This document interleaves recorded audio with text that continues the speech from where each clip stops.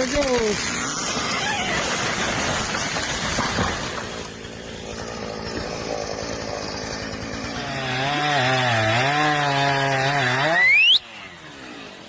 Go, go, go, go, go.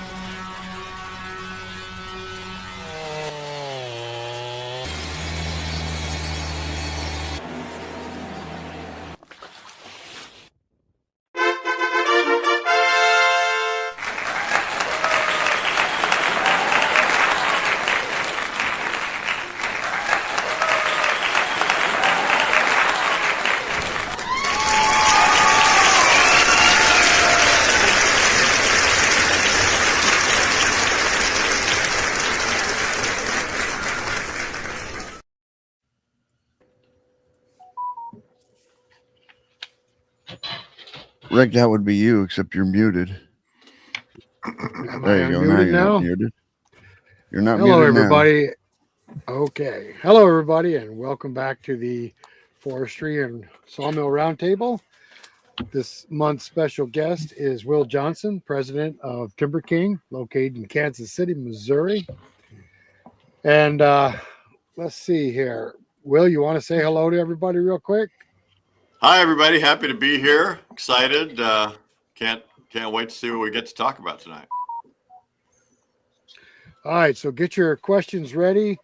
TimberKing is another American-made product, another American business, and that's what we're focusing on tonight. So go ahead, Will, take it away and tell us all about your business. Well, we are an American business. We're an old family business. In one way or another, we've been around since 1929. My wife's great grandfather. I'm trying to remember if it was great or great. No, it's my wife's great grandfather. My kid's great grandfather founded the company under the name Belsaw back in 1929, and in one form or another, we've been around ever since. Some older sawyers some guys grew up with old Belsaw circle mills that were PTO run. That's a great tradition that we're really proud of. But then, obviously, like everybody else, we've come into the band mills in the last 35-ish years. I've been with the company for 30 years exactly, and have enjoyed most of the minutes of it, not every minute of it, but overall, it's a great business to be in. I'm always just blown away by what our customers do, build, make, create with their machines. That's probably my biggest joy or excitement out of the business, is just seeing what people do with our machines. Nice. I didn't realize Belsaw was TimberKing at one time. I had a Belsaw years ago. There you go. Yeah, no, it's an incredible heritage. Yeah, we made the circle mill until 1998, I think, is when we stopped making them. Unfortunately, they were dangerous. Yeah, and so in the reality of all the lawsuit, the lawsuit culture that unfortunately we're in, we just had to stop. We just had to stop making them, unfortunately. But it's an incredible heritage we're in. We just had to stop. We just had to stop making them, unfortunately. But it's an incredible heritage. Somebody's playing that. What Who's is playing going that? on? I don't know. Somebody's Well, playing in the background. I don't know if it's me. It I might found be I found my Belsaw no problem at all. well, yes. Yeah. Yeah. There you go. Yeah, they were. No, but I mean, it's a cool, not so much anymore, but I mean, my first 15 years here, I mean, it was incredible just talking. There were guys calling up who had mills from, the 30s and 40s who were still using them. They were elderly Right. at that time, but I mean, that was amazing in the 90s and early 2000s when a lot of these guys who had this Belsaw mill for 40 or 50 years were still using them. I mean, that's gone by the wayside now, but it's a cool heritage that we're really proud of. Still a lot of Belsaws out there. I see them for sale occasionally on the sawmill forums. Yeah, no, they're still out there. We had, unfortunately, we when we stopped making it, we got into kind of a catch-22 situation because we weren't making the machines, and we had a lot of parts, but once we got through those parts, to make new parts in small batches was expensive. And then of course you'd have a guy call and want the part, and then the price, he's like, what? No, that's crazy. I'm not going to pay that. So eventually we stopped making parts for it because we would make the part, but then the price we had to get for the part, the guy didn't buy it because it made him mad how much we wanted to charge for it. So it was, yeah. Yeah, I only had my Belsaw for a short time before I bought something else, but it was a pretty simple saw. It wasn't very complicated at all. No, I mean, they're super simple. And yeah, I mean, a lot of them out there. One of the stories, I've told this story before. I think I told this story to Neil actually, but it's kind of a cool story. This was my wife's, at the time, my wife's grandfather was running the Belsaw company during the Second World War. And of course, steel was being rationed during the Second World War because they needed steel for the war effort. And the War Department wasn't going to let Belsaw have any steel, which, is a problem if that's, if you're in that business and you can't have any steel. So he wrote a letter to the War Department, a very direct letter saying, hey, the war, especially back then, the war effort requires wood, and these things make wood, and so you should give me the steel. War Department wrote back, no, not doing it. So then he wrote another letter to the War Department that was like 8 pages long with sub paragraphs and heretofore and thereto what and whatever, and really boring and weird and convoluted and bureaucratic, and they approved it.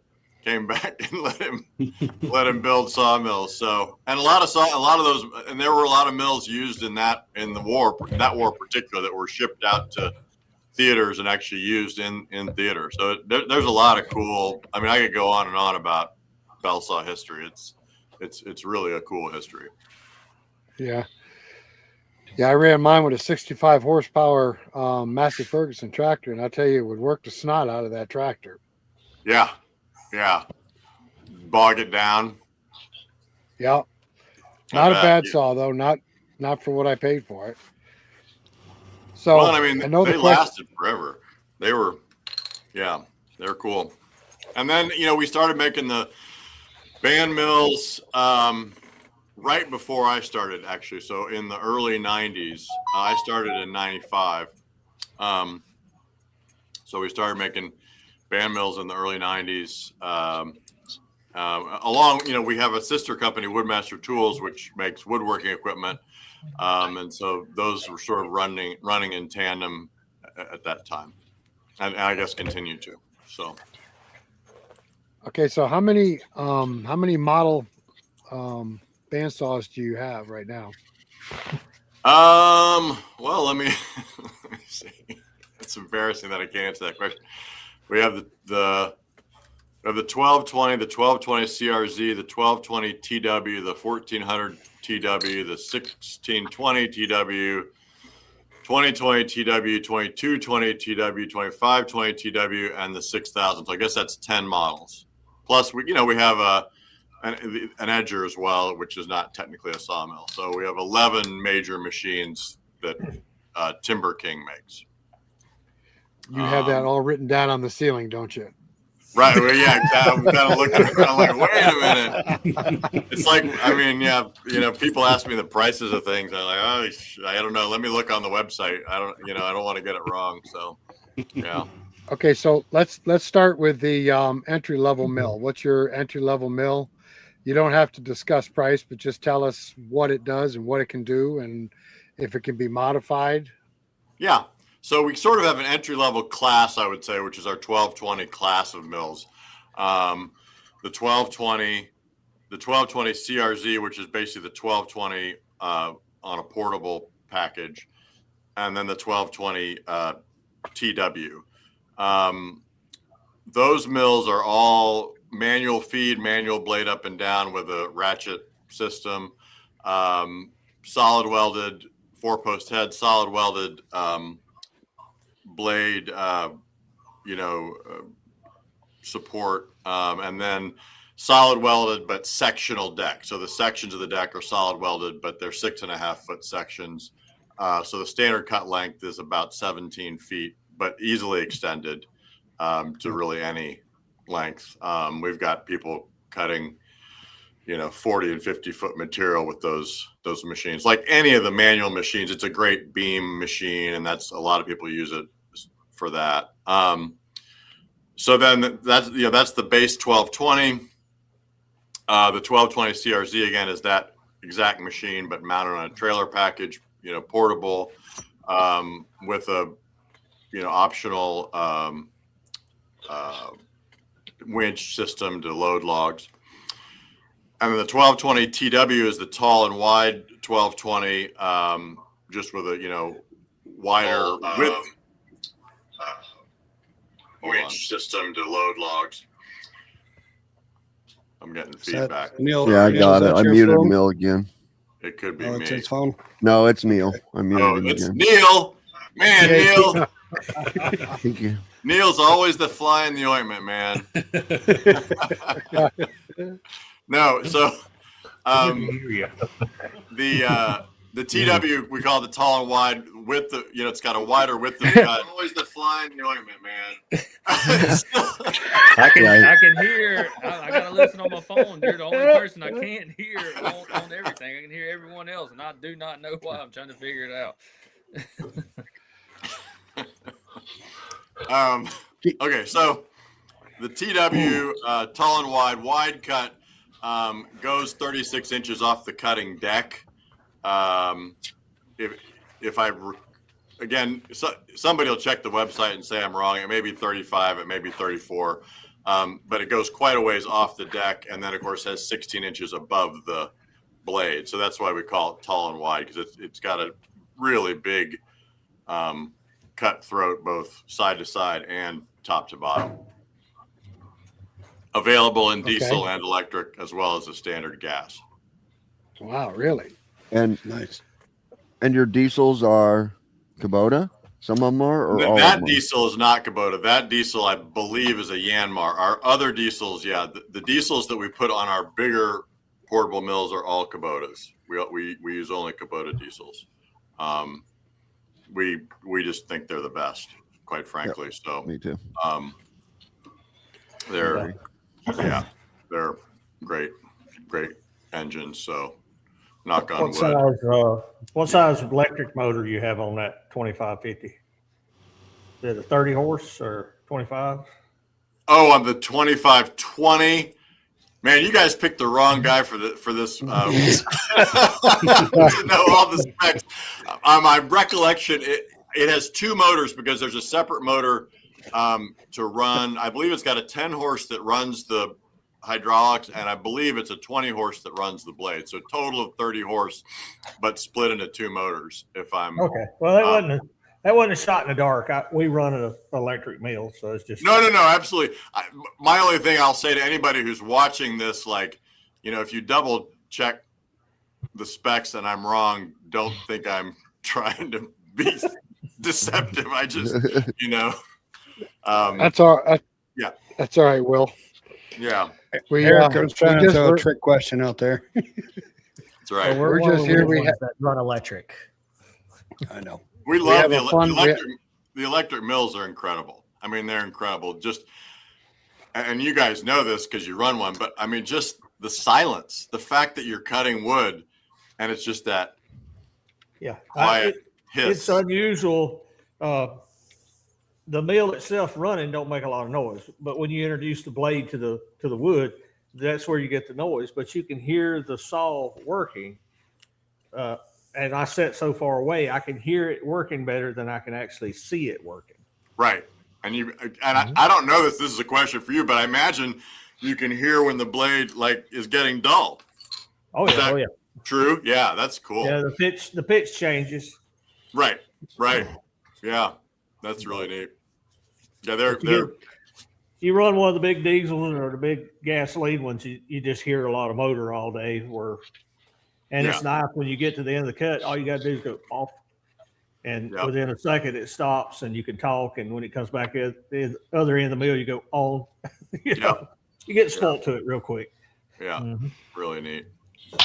They're Don't- great machines. Don't worry, Eric. When you get my age, you don't hear anything. So Well, I only wear one earbud and I put it in my good ear. all right. So Well, Will, what's your next model up? Next model up is the 1420. It has hydraulic feed, hydraulic forward feed, hydraulic blade up and down, but you do walk with the cutting head. And then it's a solid welded deck on a transport package. But everything else about the machine is manual. So it's sort of a slightly less manual machine than the 1220 series. Then you go to the 1620 TW.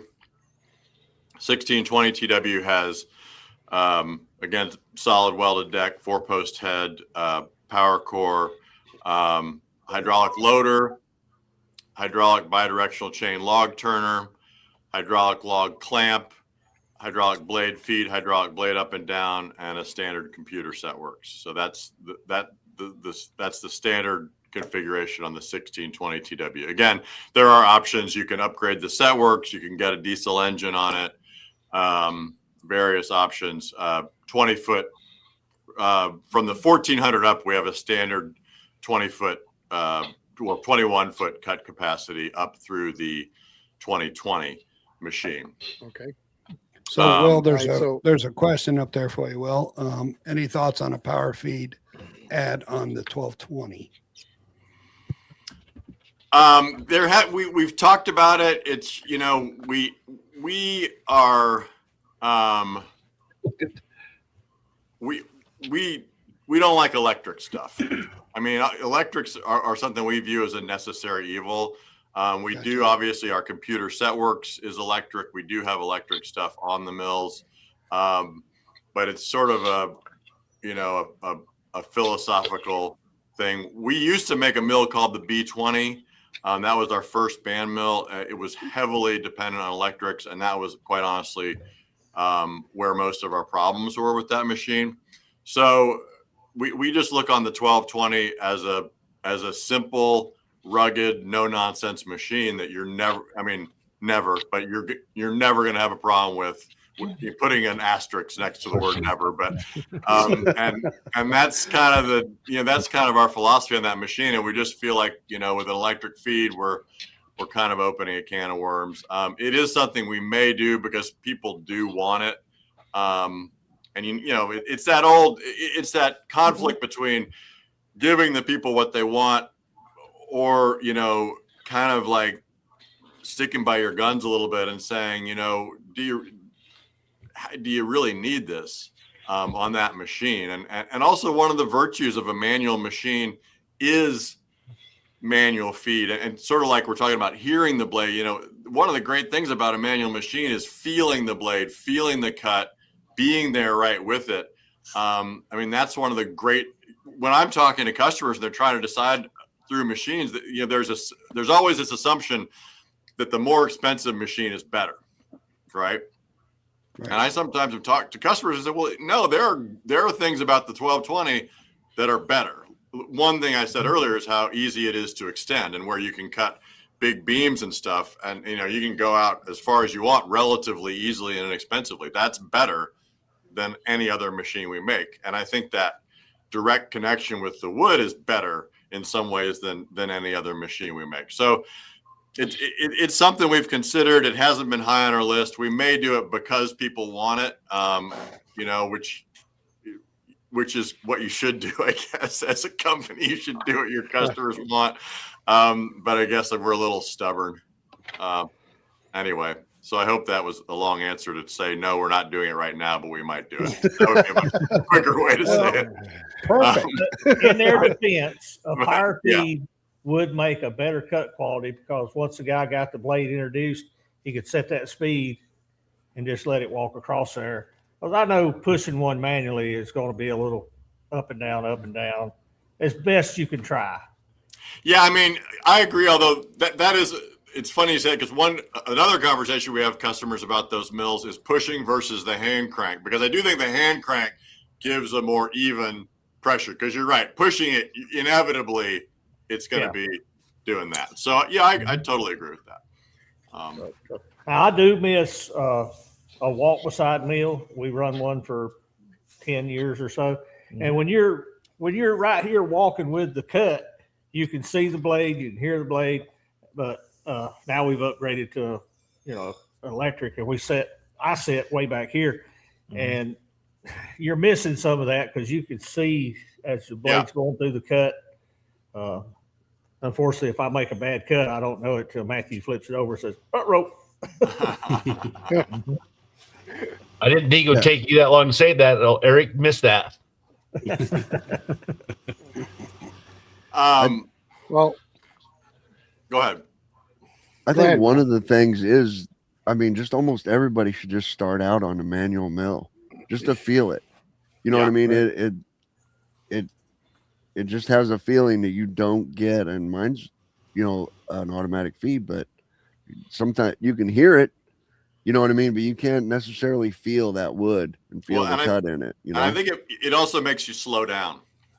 One of the challenges we have with new owners, if they haven't sawed before with our more automated mills, it's just, they're obviously all fired up to go, but they don't, they're hurrying, and the mill will hurry. The mill will, it'll do stuff fast, but it's sort of like their knowledge isn't up to the level of what the mill can do. And I do, there's a big learning curve, and there's a lot to be said for starting out with a manual mill. I completely agree. Yeah. Well, Tim and I got auto feed on our mills, but we can twist a knob and put it into neutral to make it manual. And sometimes we do put it in manual to feel what's going on because something just doesn't seem right. Right. We did that yesterday in a hickory. Yep. Tim was sawing a hickory and he got into a problem. So he went into manual mode. And it turned out there was a big knot in the middle of the log that you couldn't see from the outside. But we like were, an old we branch the lumber, that had been grown over or whatever. Right. We leave the lumber stacked as we're sawing until we're done. And he switched over to manual. He's, boy, something's wrong in the end of this log. So we do go into manual once in a while. Mm-hmm. Yeah. No, it makes total sense. Well, I associate the sound with the actual pushing, like you said. You associate the two after a while. Mm-hmm. You get the feel of the push, and then you hear the sound, and you know how to back off a little bit. But that's just me. I used to always have one hand on the push bar and one hand on the hand crank at the same, so you get both advantages of feeling it with one hand and the advantage of the crank. But now with power feed, it's nice. Right. Yeah. All right, you guys are talking. You guys are doing a good sell on the power feed. I don't know. All right. Well, it's not for everybody. We have a lot of people tuned in tonight. You guys get What is get going the on here? questions out there. Tim will pop them up there. Absolutely. This is Will Johnson with Timber What? King, and he's here to answer your questions. So get the questions up there. Just don't sit there and watch. What happened to Neil and Eric? I don't know. Oh, Lost them both. They're both still here. has They're both anybody still here. else got a little bit of like slowness? Like it's like bopping a little bit? No, I don't. There it is. Oh, no. Gone. Oh, there I am. Okay. My goodness. There we go. There we go. All right, you guys are All right, back. Where's we got- Neil? We haven't got Neil yet? Oh, yeah, he's just not. His camera's not back yet. It All right, must we be got two guys. must be a two guys StreamYard timber thing there. framing have popped Starlight's in. good. Yeah, I see that. Hey, Dan. Yep.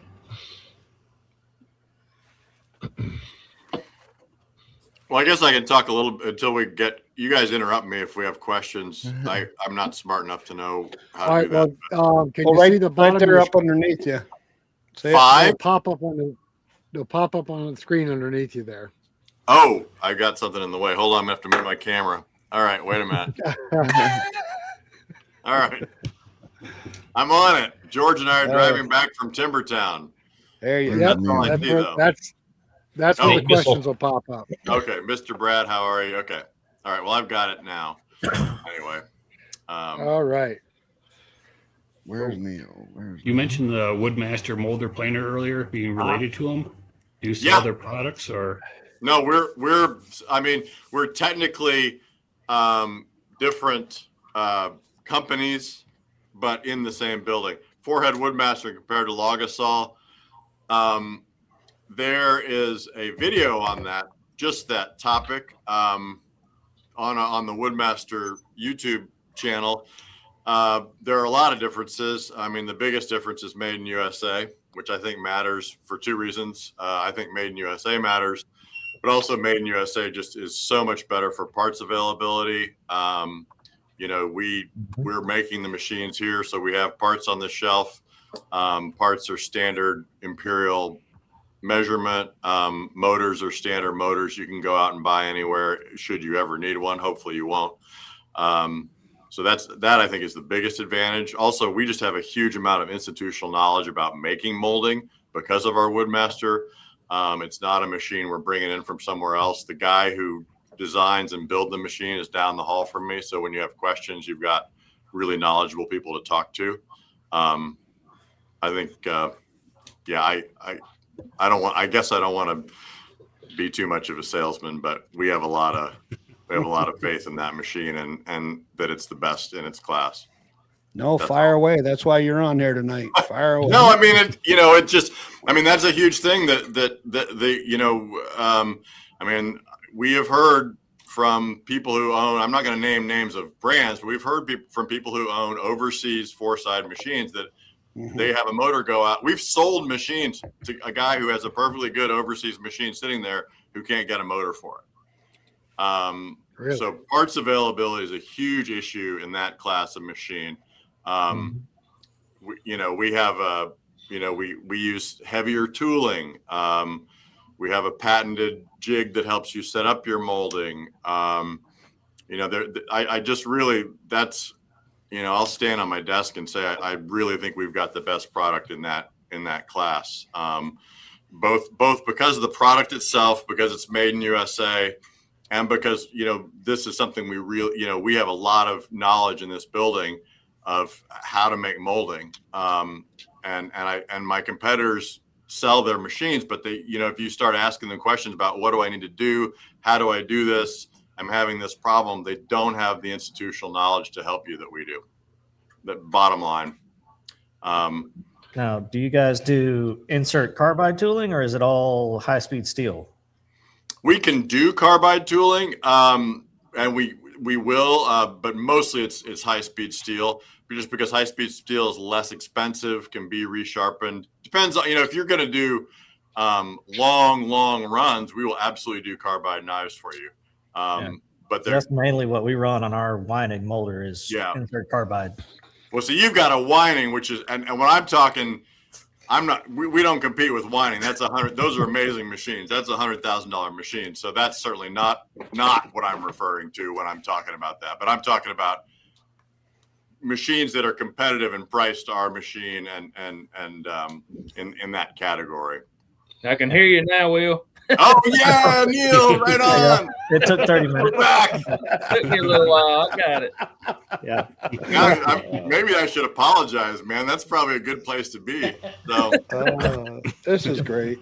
yeah. Now, a quick question on your Woodmaster. Mhm. Does the deck move up and down, or does the head move up and down? The deck moves up and down on all of our machines. The head stays. You probably just sold him on one, though. No, the deck moves up and down. Next time y'all redesign that and make a new model, make the deck solid so that you can have an in-feed and out-feed table forever, and then the head moves up and down. I have that problem with all planers. I got a big grizzly planer over here, same way. I can't put an in-feed, out-feed table on it because the deck moves up and down. We do have an in-feed, outfeed table that will move with the machine. It adjusts on the end. Yeah. Yep. Yeah. I have to check that out. We've got a But because I understand built exactly out what you're saying. that has the same problem. The in-feed and out, the table moves up and down. So if you have an in-feed, out-feed table, it's got to be able to go up and down Right. about 8 Right. inches. Yeah. Yeah. By the Craig, way, I'm not drinking beer, just so everybody knows. That's not a big Oh, deal darn. on small things, but when you're talking about a 3-inch slab, 30 inches wide, you don't want to put too much man muscle into it. You want to just Right. Right. Craig, you had a question? No, I was just gonna say my in-feed and out-feed adjusts with the equipment. that's Okay. good. You do need a job. See, I'll have two guys. I have looked at the Woodmaster because of the actual planing width. I think it's 24 inches. Yeah, we have a planer up to 24 inches. And actually, that's another thing about the 4000 is that it will do up to 18 inches wide, which again is quite a bit more than competitive machines in that class. Probably more than your Weinig will do too, I would think. Actually. The best I can do on it is a finished 8-inch board. 8-inch. Yeah. It's But the I can do beast. it. I can do it at 32 feet a minute all day. That's the thing. No, those are amazing machines. They're It's a incredible. It's a whole different ballgame. Yeah, absolutely. Absolutely. Do you, Eric, so you have a kiln as well? Yes, sir. Yeah. What do you guys have for a kiln? I've got a KD 250 from Woodmaster, or basically a Nile 200 Nile. Pro. Yeah. Need another one. When you're going to There you start go. making kilns, they're not Yeah. hard. Well, no, we used to sell the Nile kiln. I mean, it's a fantastic machine. And we now just send people to Nile because they were fragile to ship. Yeah. And so we kept having damaged machines and shipping, and then we were on the hook for them, and it just didn't.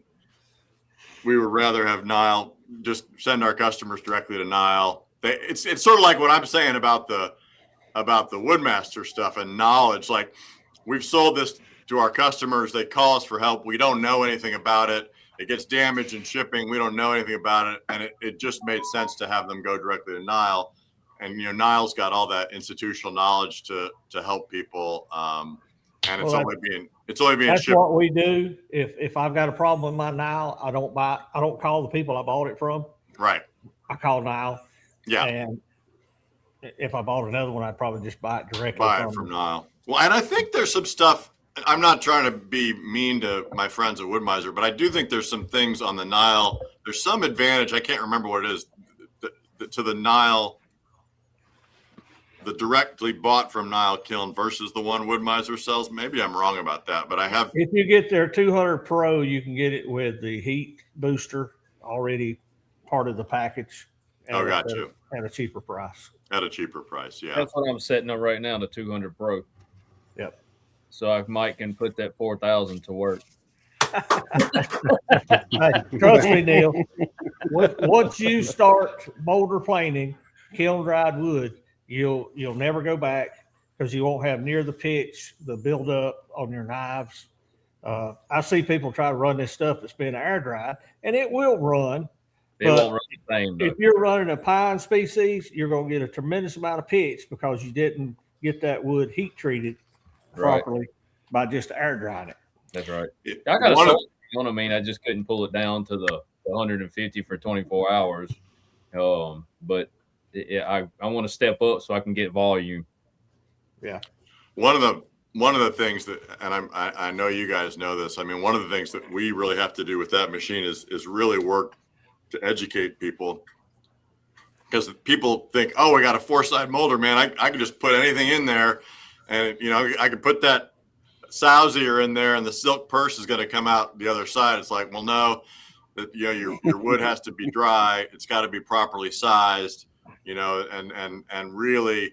We really up front, before we even sell the machine, we have to make sure that, you can't just, and you can't use green wood. You wouldn't want to anyway, but we'll have guys who want to just take wood right off the sawmill and put it in the molder. Like, no, you can't do that. We do a lot of, we sell a lot of 4000s, thankfully, but we also refuse to sell a lot of, not refuse, but, coach people out of, say, hey, I don't think you're quite. You need to maybe buy a kiln first, and because the wood really does have to be prepped for those machines. So y'all stay tuned to the channel, because there will be some upcoming videos on this machine he is talking about.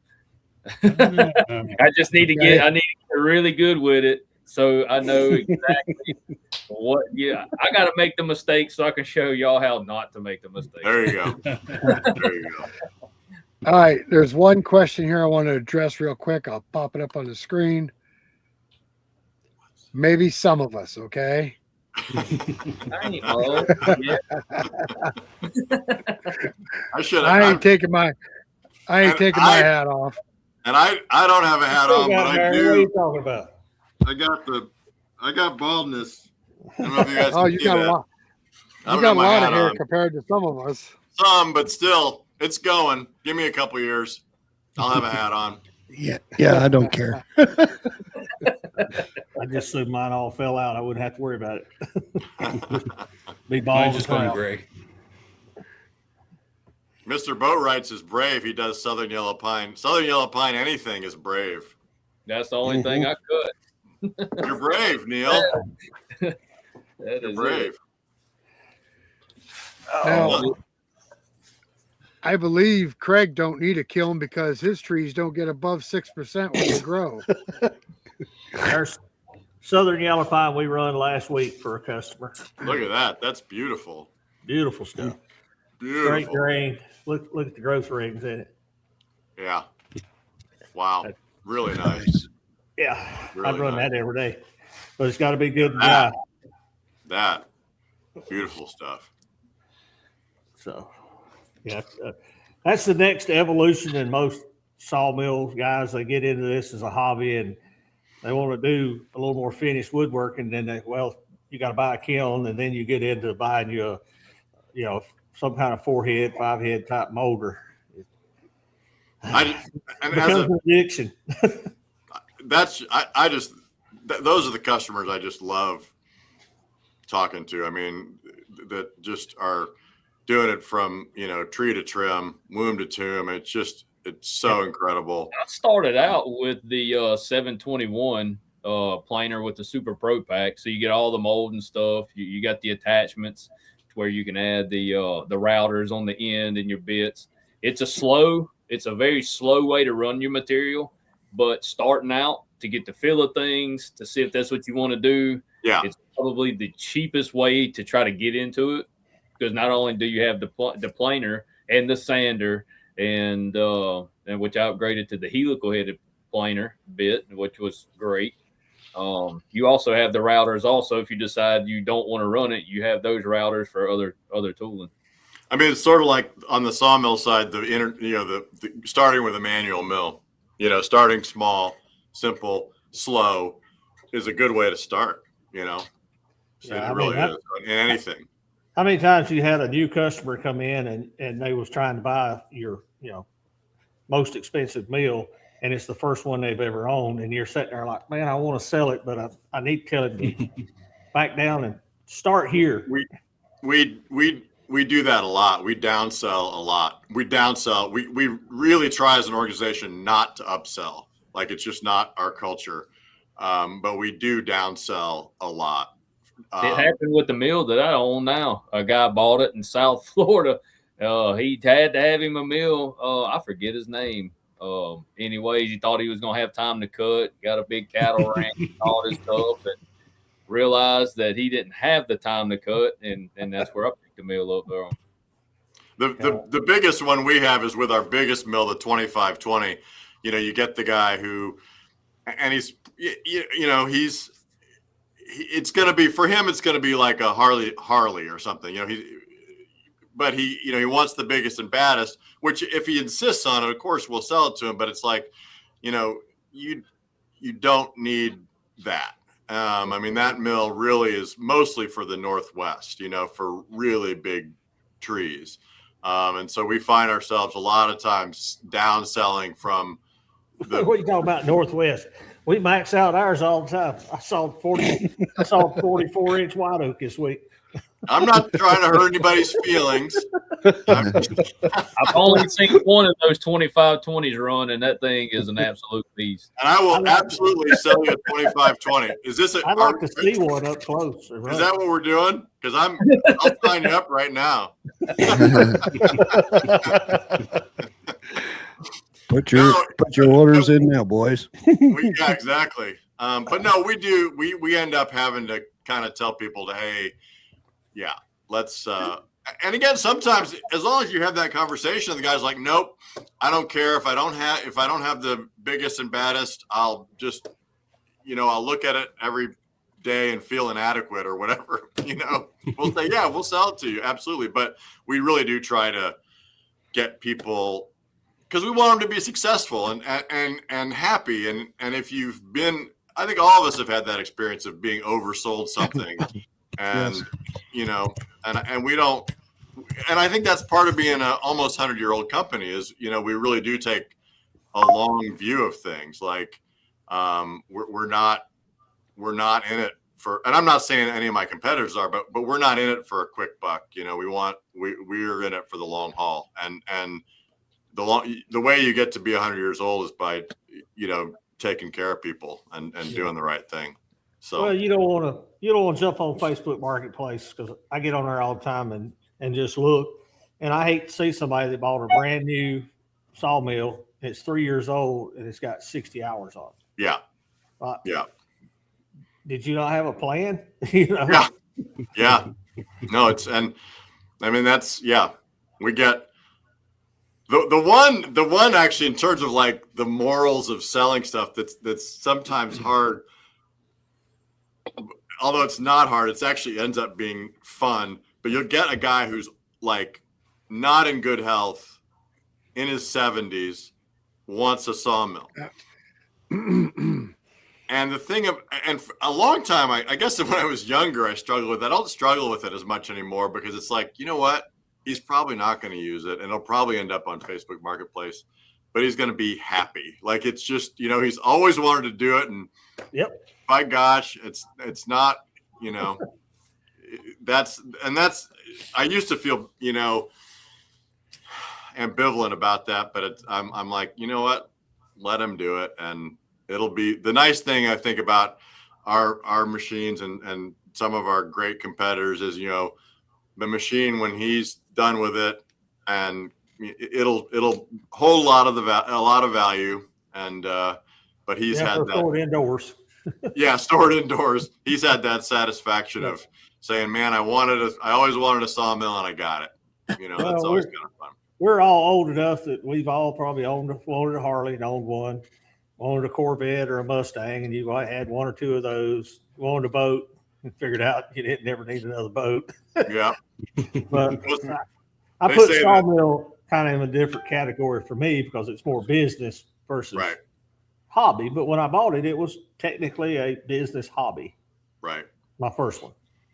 Yeah, I mean, what they always say about a boat, that the happiest day is the day you buy it and the day you sell it. You know what boat stands for, don't you? Break out another 1,000. What'd you say, Neil? Break out another 1,000. Yeah. Yeah, exactly. You're always working on it. Yeah. We've got a mutual buddy in that same boat, don't we, Neil? What's that? We got a mutual buddy in that exact same boat. Oh, yeah. Yeah. Matthew's been chomping at the bits these last couple warm days wanting to go fishing. And I'm like, you got work to do. You got a young son. You got a pregnant wife. Fishing's going to have to wait. Like 20 years. Yeah. I said, your best bet of fishing is give Mordecai another year or so and just tell mama you and him are leaving. Other than that, fishing's going to be slow. But Mr. Boatwrights, Absolutely. you got what you need. You don't, That's it. you don't need that other stuff. Do not. So It's a lot more fun than a boat. Oh, Lord, yeah. I mean, it's just, I never get tired of seeing a gnarly old log turn into board. I had a big old bass boat 20 years ago, and I called it my $100 boat because every time I put the hitch on the truck, it cost me $100. It didn't matter. And that was 20 years ago. Now it's probably a $300 boat. Yeah. Everybody should at least own one boat so you know what you don't need down the road. Yeah. Yep. Get that out of your system early. Same thing with a Harley. I don't mind. I don't blame people for owning one. I loved it, but I figured out right quick I was too old, didn't need to keep that thing. That little handle there kept getting you in trouble. Yeah. Yeah. So I'll ask the hard question. You have the same thing as all the other sawmill makers, and the engine is not American made. You know what I mean? And I'm guessing the bearings, or not, or because the Kubota engine's not made American made. Kubota engine is the only. All of our other engines are American made. Okay. That's cool. Kubotas are not American made because I'm always ready to be corrected, but there's just not. They're the best. Right. And usually American made is the best. And so there's a correlation, but we feel like Kubota engines are the best. And so if you look on our website, what we say, each mill has a little thing by it and says made in USA. And on the 2220 and the 2520, which are the mills that come standard with Kubota engines, we say made in USA with an imported engine. But your bearings, your belts, you know what I mean? All that those are the hard ones to get in the USA, aren't they? A lot of stuff's impossible. Yeah. When I say made in USA, you have to have a certain percentage of your content. Our mills, every single item on our mills is not made in USA. Right. It's not like every single thing is made in USA. The worst one that's horrible, and I'll tell you this is a horrible story about what's happened to American manufacturing. Yep. I know I've told Neil this story. On our mills, all of our portable mills have standard sidewind leveling jacks on them. Okay. They are Bulldog brand, good brand, and we bought Bulldog jacks for years. One day, we get a big pallet, like a container of, not a container, but a big thing of Bulldog jacks. One day, our thing of Bulldog jacks comes in, and they're the Bulldog jacks made in China, no longer made in the USA. Mm-hmm. Of course, they didn't lower our price, but so we found this was 10 years ago, maybe 15 years. It was quite a while ago.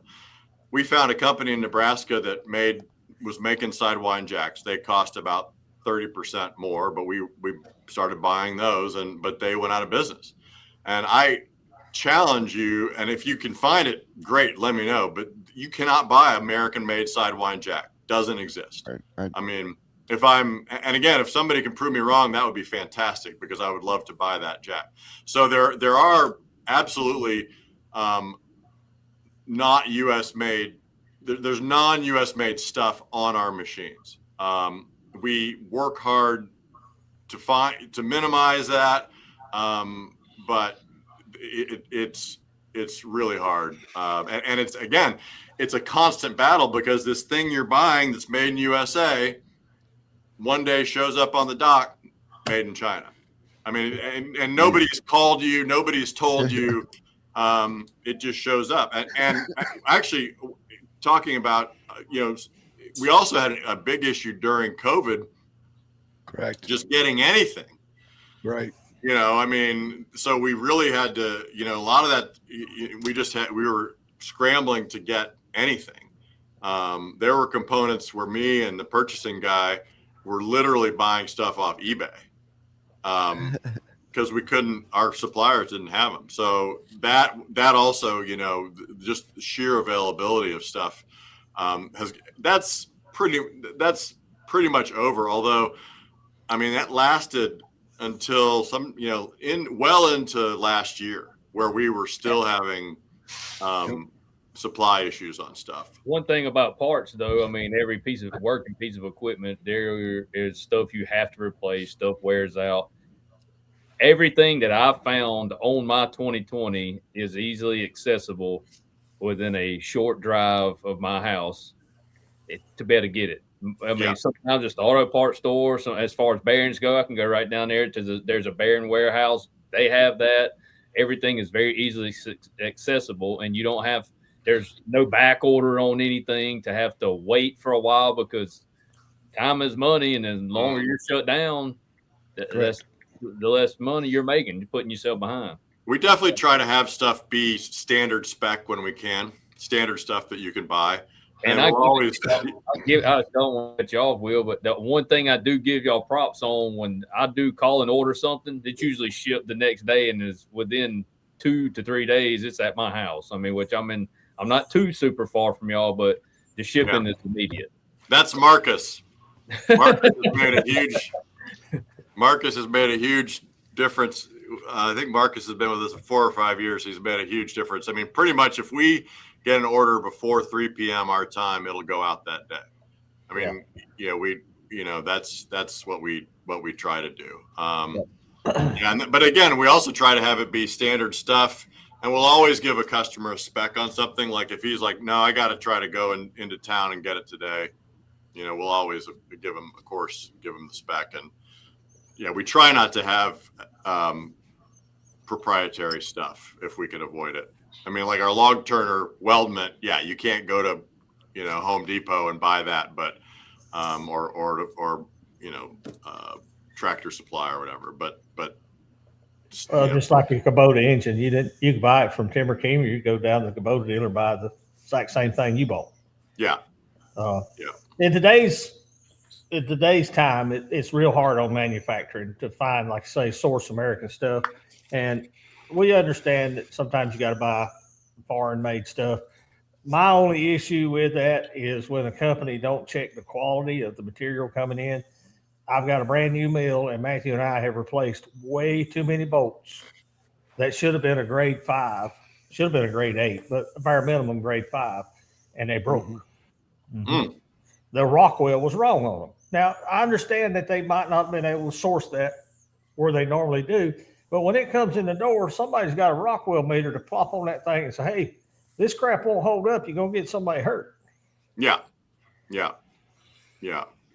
That's my only issue is if that's the only place you can get it, hold them to the same standards you would an American manufacturer. Call them up and say, hey, Joe, this batch of stuff you sent me is garbage. We're sending it back.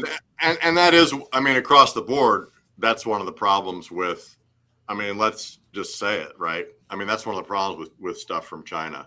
Exactly. Is that they don't really have any compunction about. I tell Matthew all the time, I made a part that looks like a part, but it ain't a real part. Yeah. No, it is an issue. But it's frustrating too, and this gets onto the Woodmaster side, more the shop equipment side, where we have more direct overseas competitive machines. I mean, it's frustrating too, because I mean, we have a lot of customers who are willing to. What's the old Toby Keith song? You know, pay a little more for a tag that says USA. I mean, we have customers like that, and of course, we are so grateful for them. But it's also amazing how many potential customers we have who, you know, aren't that. You know, they're flying the flag, but they won't pay more. They won't pay a little more for our machine that's made in USA, and that's frustrating. And that's a choice that you have to learn to make. Okay, I was just like every other consumer 10 years ago. I bought, you know, Amazon, whatever's cheapest, made wherever. Today, I make a choice. I'll pay more for made in America if there is a made in America option. Which is often there's not. I bought a new blower to go on our dust suction system yesterday. I've had 3 V-board or Chinese ones burn up, and I went ahead and pulled the trigger and bought a ball door. Anybody knows anything about electric motors, you know, ball doors top of the list, but you're gonna pay for it. Did you put the ball door motor on the blower, the existing blower? I'm waiting on UPS to deliver it. Oh yeah, okay, cool. For future reference, we also make cast aluminum blowers with American motors on them. There you go. Mm-hmm. But you got one, yeah. Well, I bought a brand new one the other day from a New York blower company. I bought it off. Cool. Good. I bought it off Facebook Marketplace from the guy that bought it new and never hooked it up. Never hooked it up. That's the best for you. Yeah, that's good. So, but that's for our future expansion coming soon. There you go. There you go. Well, no, it is this balance, because it is so heartening when you have, and I think that's what you've said, Eric, is a positive symptom of our time, because 15 years ago, people truly did not care about made in USA. And I do think it's swung back. I mean, we still have people who don't care, but we do have people who do care, which is and more than we did 10 or 15 years ago. I'll say it this way. I don't mind buying anything that was made somewhere else in the world, as long as it wasn't made by people that hate us and hate this country. Well, and yeah, absolutely. And also that, you know, are not, you know, they're not getting, you know, those companies don't have to pay health insurance. You know, those companies don't have to pay benefits. They don't, you know, so it's like the cheap, like I do think there's a difference between buying, and this, you know, in the 4-side molders, some of the competitive machines are made in Taiwan, some are made in Europe. You know, if it's coming from Europe, you know, those companies have similar cost. Maybe even higher. And so that playing field is kind of even. But when you're competing against people, you know, who don't have to pay their people anything, and again, who you know, they're paying taxes to government. This is not Taiwan, but you know, in China, they're paying taxes to a government who is actively trying to undermine our government. So when you buy that machine, you're indirectly supporting that government, 100%. I refuse to anymore. Yeah. No, we try. I mean, and again, unfortunately, all of us buy Chinese stuff because it's impossible not to at this point. Absolutely. Yeah. Well, you even get like talking about American made stuff. You even take a bearing company like TimberKing, who is American made bearing company, but they got 33 plants throughout the world that makes bearings for them. So they're not just American made. I've bought TimberKing bearings and have China right on them when we get them, you know. We're 5 minutes away from a TimberKing factory and they're about 20 minutes away from another one that way. Right, but what I'm saying is TimberKing is supposed to be American made, but not all their bearings are made in America. They've got 33 other plants in other countries. And I would hope TimberKing holds that overseas manufacturer to the same standards that they hold this one to and the one over here as far as their finished product. And that's part of my issue with a lot of that stuff that gets imported. It looks like a part, but it's substandard. Right. The bearings are super hard. It's funny. I have this little to-do list on my desk, like literally right here. Like this is my little to-do, like this is stuff I need to work on. Okay. And one of the things on here, because what happens is just what you said. You've got this, there's a few companies that sell bearings and you order bearings from them and the bearings show up and you can tell them till you're blue in the face that you don't want Chinese bearings, and here they come. And literally it says on here, Chinese bearings, because we get Chinese bearings from good manufacturers. And I'm always back and forth with my purchasing guy. Like, I don't want Chinese bearings on the mill. Well, we can't get, that's what we can get. So it is a battle. Bearings in particular, a battle, because there's a few companies that make bearings. And as you say, they're making them all over the world. And we need this bearing, and they don't even really have a structure within their company. Like if I say I only want, or even like, look, to me, a Japanese bearing is going to be a good bearing. Like it's not made in USA. It's going to be good. And again, that company, because of that economy, that company has to pay its workers well. So it just feels like a more even playing field. But yeah, I can't.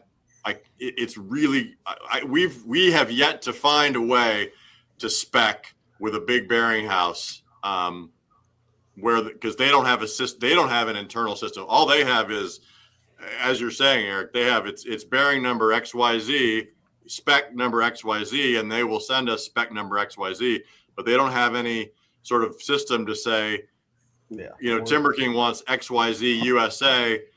And they're going to pay more for it, but that's okay. Like it's very hard. Well, manufacturing's coming back, but it's going to take a decade. It's not going to happen overnight. Yeah, it takes time for things. It took time for us to get where we're at, and it's going to take time to get away from where we're at. And because it is a big cultural shift. Because as you were saying, Eric, we're just so used to getting on Amazon and doing sort by price, right? Yeah. Give me the cheapest. And also people, I can remember, and I'm sure the old guys, so sorry, Matthew, but all of us old guys can remember. Do you remember you used to save up for stuff? Oh, yeah. And not just as a kid. Our parents would save up for things. Nobody wants to save up for anything anymore. It's like, I want it now. And we've gotten so used to having cheap stuff that available stuff that we just, we're spoiled. And that's going to be a big, and I hope it happens, a big cultural change though, to say, you know what? No, I'm going to get it in 2 years, or I'm going to get it in 3 months or whatever. Because we've just gotten accustomed to instant gratification. And that's what's undermined. Well, the American people are carrying more debt load now than ever in history. Will you say that again, Eric? I didn't hear you. The American people are carrying more of a personal debt load than ever in history, and that's got to change. We've all got to buy a house. We got to take care of families and such. But it's nice when all that, debt ends. Your house is paid for. You've got decent cars. Just making a mortgage and 2 car payments every month is not a way to live forever. Forever. Mud saws and debarkers. Uh-oh. Back to sawmills. Darn it. Sorry. I knew that was going to be a hard question. Sorry. Thoughts on mud saws and debarkers. We do have debarkers available on our larger machines.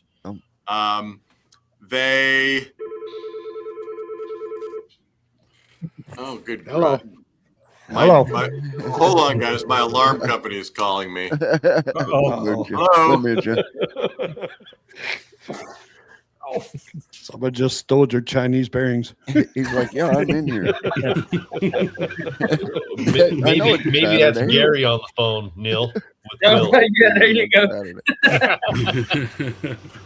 Gary saw that question pop up and called me. Sorry, guys. Yeah, exactly. Right. Quick dive away. Mud saws and debarkers. I think there's better, maybe, unless you're going to have like definitely a lot of muddy logs. We do have a mud saw and debarker available. I think there's better uses for your $2,000 maybe. There's some disagreement. We give our people, there's not really a party line here. So I have coworkers who will tell you should have one. I want my folks to be honest and straightforward with our customers. And so we don't always have a party line. And I will certainly sell you a debarker.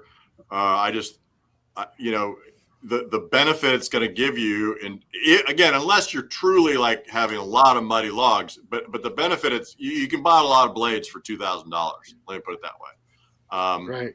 So it depends on the individual circumstance, but especially for the average guy who is not professional, the average guy who is doing it as a hardcore hobby, I don't think he needs a debarker.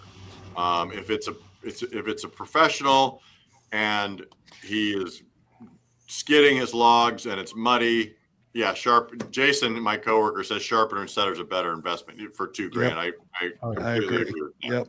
So, All right. yeah. So, I mean, and the other thing about it, again, there's so many kind of cool, and this is a little bit of I think a different philosophy that we have versus some of our competitors. And I'm not saying they're wrong and we're right. I'm just saying it is a difference. There's a million kind of cool little gadgets that you can do and make and have on a sawmill, electric gadgets. But those are also just something else to go wrong. And so again, your debarker, we use electric, and it's just unless there's a lot of value and a very specific need for it for your specific circumstance, I think there's better uses for your money. I got a question for you, Will. Yeah. Did you have your wife call you at 9 o'clock in case things were going bad, so you had a reason to leave? There was the game show that was like the $1 million game show, or what was it where you called the Phone a friend. Phone a friend. Yeah, call a friend. Help me, get me out of here. Yeah. We'll be at 9. Now my wife is not going to be calling me at 9 because she has got a better offer tonight, so she is out and about. Yeah. I just had to throw that out there. Sorry. Yeah, there is one TimberKing out there that's probably got about everything you can actually put on one humanly possible. Yes. He was texting me this morning what time he was coming on. Yeah. The most advanced TimberKing out there. I'm sure standing at the controls like a space shuttle. But you know what? I will say, so over the years, so many of our best ideas have been things that customers do. Oh yeah. And we've gotten some great ideas from that particular customer. So if it's done, he's done it. Yeah. And I mean, there's things, there's mostly very practical, useful things on the mills we're producing now that have come from customers, and especially that customer. So kudos to all the guys coming up with cool gadgets for their mill. Yeah. I was checking out your blades today on your website. Yeah. And they look interesting. But you have them categorized by your models, blade first, and so forth. Do you make them for other saws as well? For we like actually, a Woodmaster or something? We do have blades. We have a blade that will fit most Woodmisers. We don't market it, but we do have a blade that'll fit most Woodmisers. It was for a machine we don't make anymore called the 1200. It's a shorter blade, but fits. Now again, I don't know if it fits the wide. I don't think it fits the wider Woodmisers, but the sort of classic. Yep. I forget what that blade length is, but it's sort of the classic Woodmiser blade length. Probably a 144. I think it is a 144. Yeah.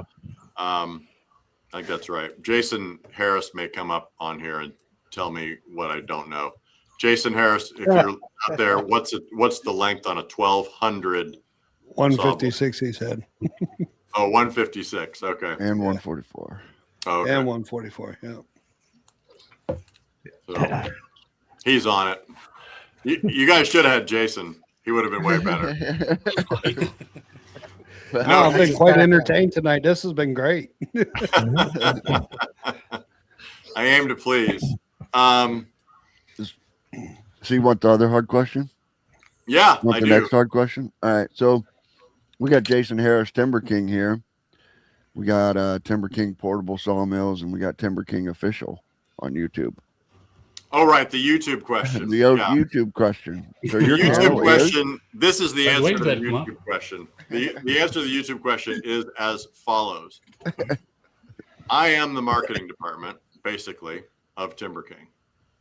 As I like to say, we are a company with a big company muscle and small company attitude. And I am the marketing department for the most part. I have outside people. Anyway, that doesn't matter. So during COVID, everybody knows the sawmill business went crazy during COVID. Mm-hmm. We basically stopped marketing. There was no point. It was a waste of time to market because all marketing was going to do is get us more sales. And we already had more sales than we knew what to do with. And so we stopped putting anything on YouTube. And in that interim, I also got a new phone and a new phone number. Our old YouTube account, everything was connected to that old phone and that old phone number.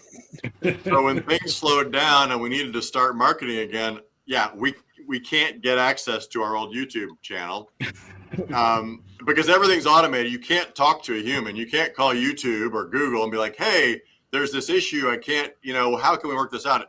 I mean, we tried for months to get access to our old YouTube channel, but everything always came back. Basically, all I had to do was get a text on that old number.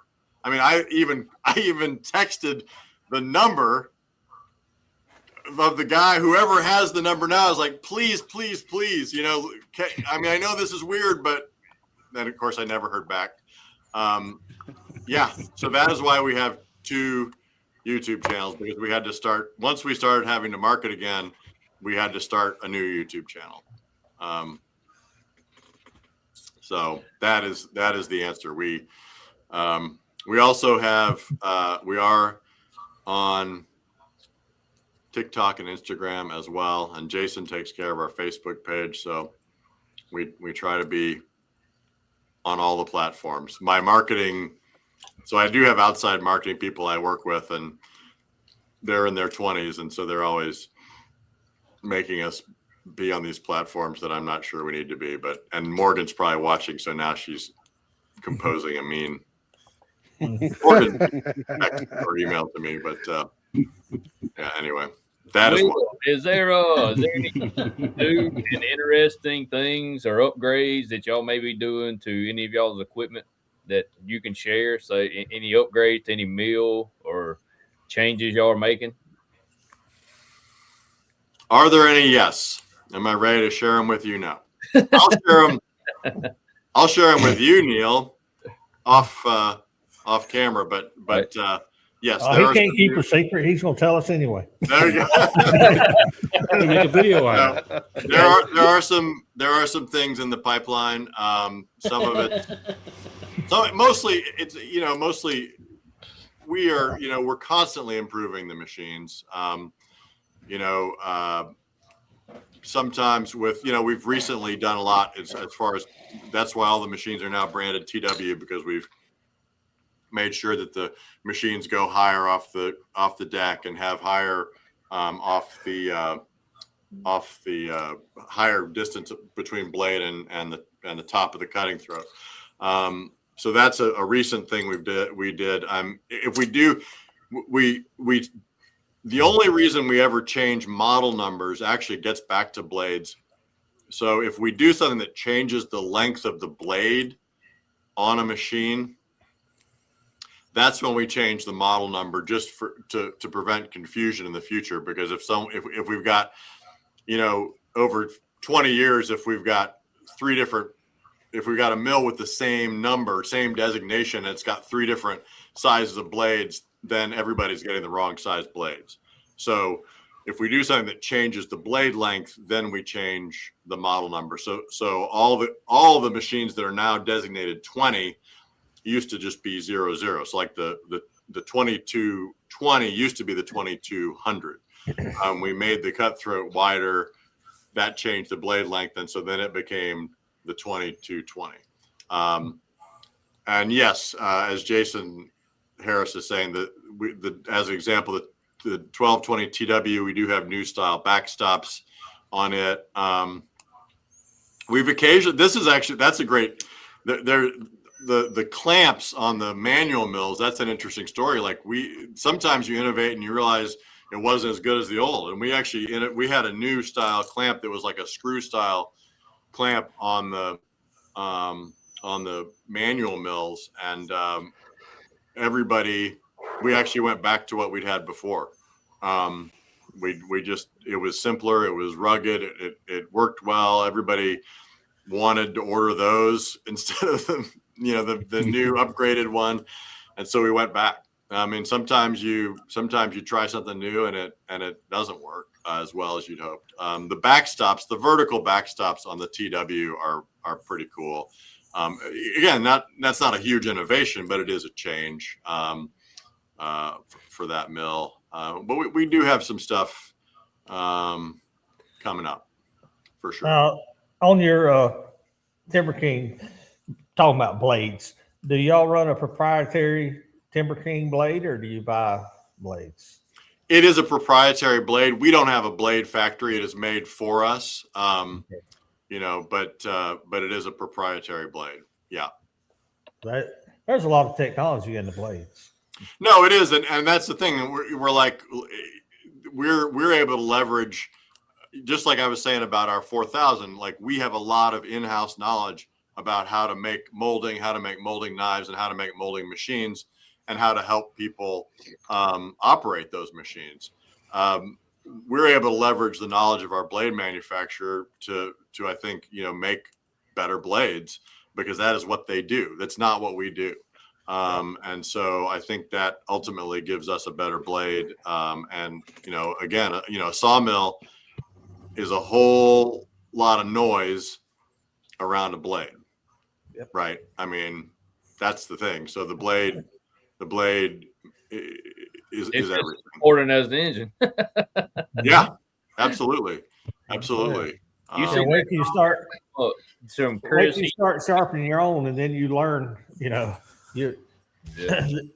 Doing it right is right. Doing it wrong just don't work. Yeah. That's right. That's where I find having a manufacturer that produces and manufactures their own blades with their equipment is a bonus.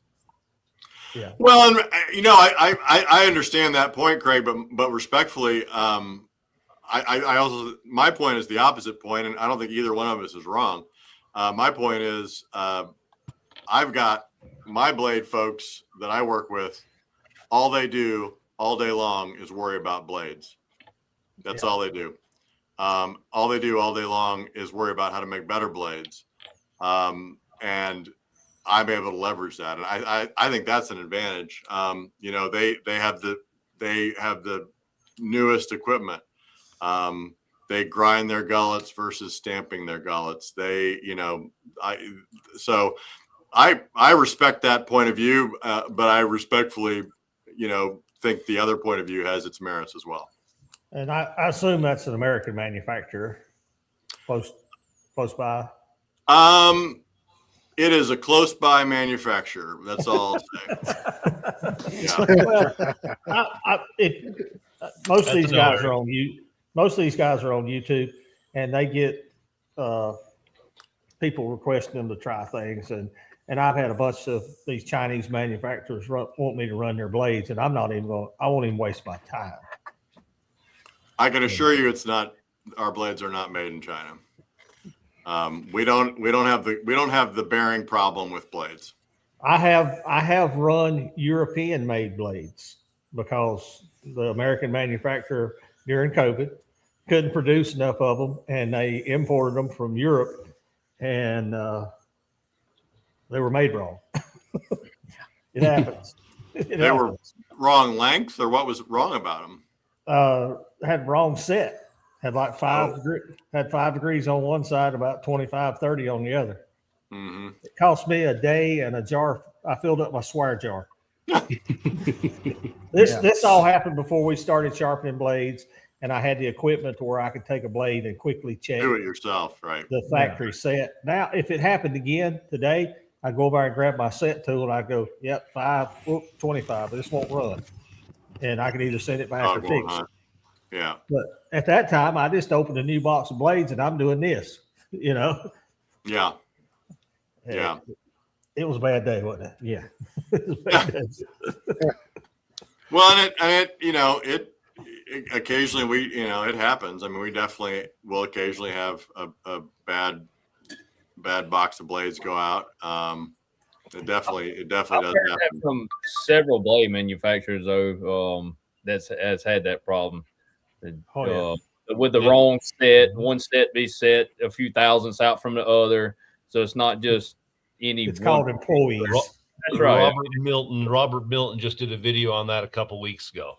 Right. He did a couple and said the exact same thing. He had owned a mill prior, his first LT15, graduated with LT40. Guy came out and says, "Oh, mill looks great." It's like, well, what about a blade? Went and got a blade, pulled it out. Guy's like, "Well, you got another one?" So we went and got another one. Guy's like, "Well, you got another one?" He's like, "I got a whole box of them." That guy with that little bit more experience could see that he only had teeth set to one side, not the other. Yep. And that's the advantage of having a setter if you're in the market for one and have the money to get you one. To sometimes you see that blade right out the box do something crazy, go right there and take a look at it. All right. Yep. It happens. I mean, everybody's got employees. Things happen. Now, Absolutely. if the company stands behind it and fixes it, then hey, no problem. That's what I always say is, you can't prevent problems. It's just how do you react to those problems? So Just don't let it happen again. as much as you can. Yeah. Shipping definitely can affect it because we had issues with FedEx dropping our blades. Right. Oh, yeah. Yeah. So If you ever this is for all you guys watching. If you ever open a new box of blades and you put one on and it cuts bad, take that thing off and look. You know, like I say, it may have got dropped in shipping. It may have been set wrong. If you don't have the tooling, you can use the laser eye and take a good look at it. Yeah. Greg, you waving? Do all that before you fill your swear jar up. My daughter. Aw. She knows I'm not a good typer, Tim. Oh, that's good. That's why I threw it up there. I figured you'd want to read it. I run into something here a couple weeks ago, and I got a sawmill question for all your northern guys. Since I've been sawmilling, we've not had a bad winter. And normally if it's super cold, we wouldn't saw much anyway. But now that we're full time the last few years, we saw no matter what the temperature is. We had some single digit temperatures a couple weeks ago, and I tried to saw some green poplar and could not make that stuff saw. It was just, we give up and went and got some southern yellow pine, and it was the same temperature, but it saw laser straight. Have y'all ever had any trouble in winter? The blade just wanting to wander in a frozen log? Poplar might have been frozen, and it's It was softer frozen. log, and it's softer than pine, that yellow pine. So your blade was wandering. I don't know how you would fix it. Maybe go to a different degree blade. I tell you how I fix it. It's sitting out here waiting on warmer weather. That hickory I was hammering on yesterday. In super cold weather, having trouble sawing flat because the log was frozen. Right. I found that in my softwoods in the winter that when they're cold and frozen, the grain's more comparable. You know, it's a little bit more dense as if it would have if it was thaw, Right. where that blade's going to want to follow the path of least resistance. When they're frozen, it's a more consistent. You know what I mean? Well, So these poppers were fresh cut. They hadn't been on the ground a couple of weeks. And if you had cut it in the summertime and stood it over in the corner, water would run out of it. You know, they were super green. Well, maybe it wasn't frozen solid, and you were hitting soft spots that wasn't frozen, and then hit like cutting a spruce with a lot of knots. You know what I'm talking about? Yeah, exactly. Your blade's gonna try to wander over the hard spots versus the soft spots. It was bad. And maybe Jason, we only run one type of blade here. We got the Woodmaster Turbo 7s because they're kind of the best all around that we use. Yeah, I was fixing to say maybe y'all like me and don't have anything, don't have them 4 and 7 degree blade to 4 degrees for frozen wood. No, don't keep them anymore. Greg they said it was like 2 degrees at his place. And I said, man, it's sunny and 80 here. Well, Not now an issue. we tried the Turbo 7s recently on a frozen ash, and it was a disaster. I mean, it was literally a disaster. Yeah, The 10 degree went right through it, but the Turbo 7, it was just horrible. It was an absolute disaster. Yeah, that's the worst I've ever had. But like I say, that's probably the coldest we've ever tried to saw with logs that had been, 8, 10, 12 degrees for 2 or 3 days. They were frozen hard. Well, the moisture content in poplar is a lot higher than the It's moisture probably content in your pine. 70%. Right. And so when that moisture in the poplar freezes, it's like sawing through an ice cube. Hey, Eric, and it just dulls your blade a lot faster. Eric, when it's that cold, sit by the fireplace, bud. Well, It's supposed to be that cold again Monday. we were only working because we were so far behind. Normally, this room we're in is our molder room, and we can close it off and heat it. If it gets real cold, I try to work in here or go to the house. Man. It gets that cold down here, it gets scary. Neil, if that Go happened inside. every time it got cold, Rick and I would get nothing done. Yeah, at one point, single digits was warm here. We were below 0 for a month. Yeah, I went up there and seen Will and them, and it wasn't but a few weeks later. It was 0 degrees.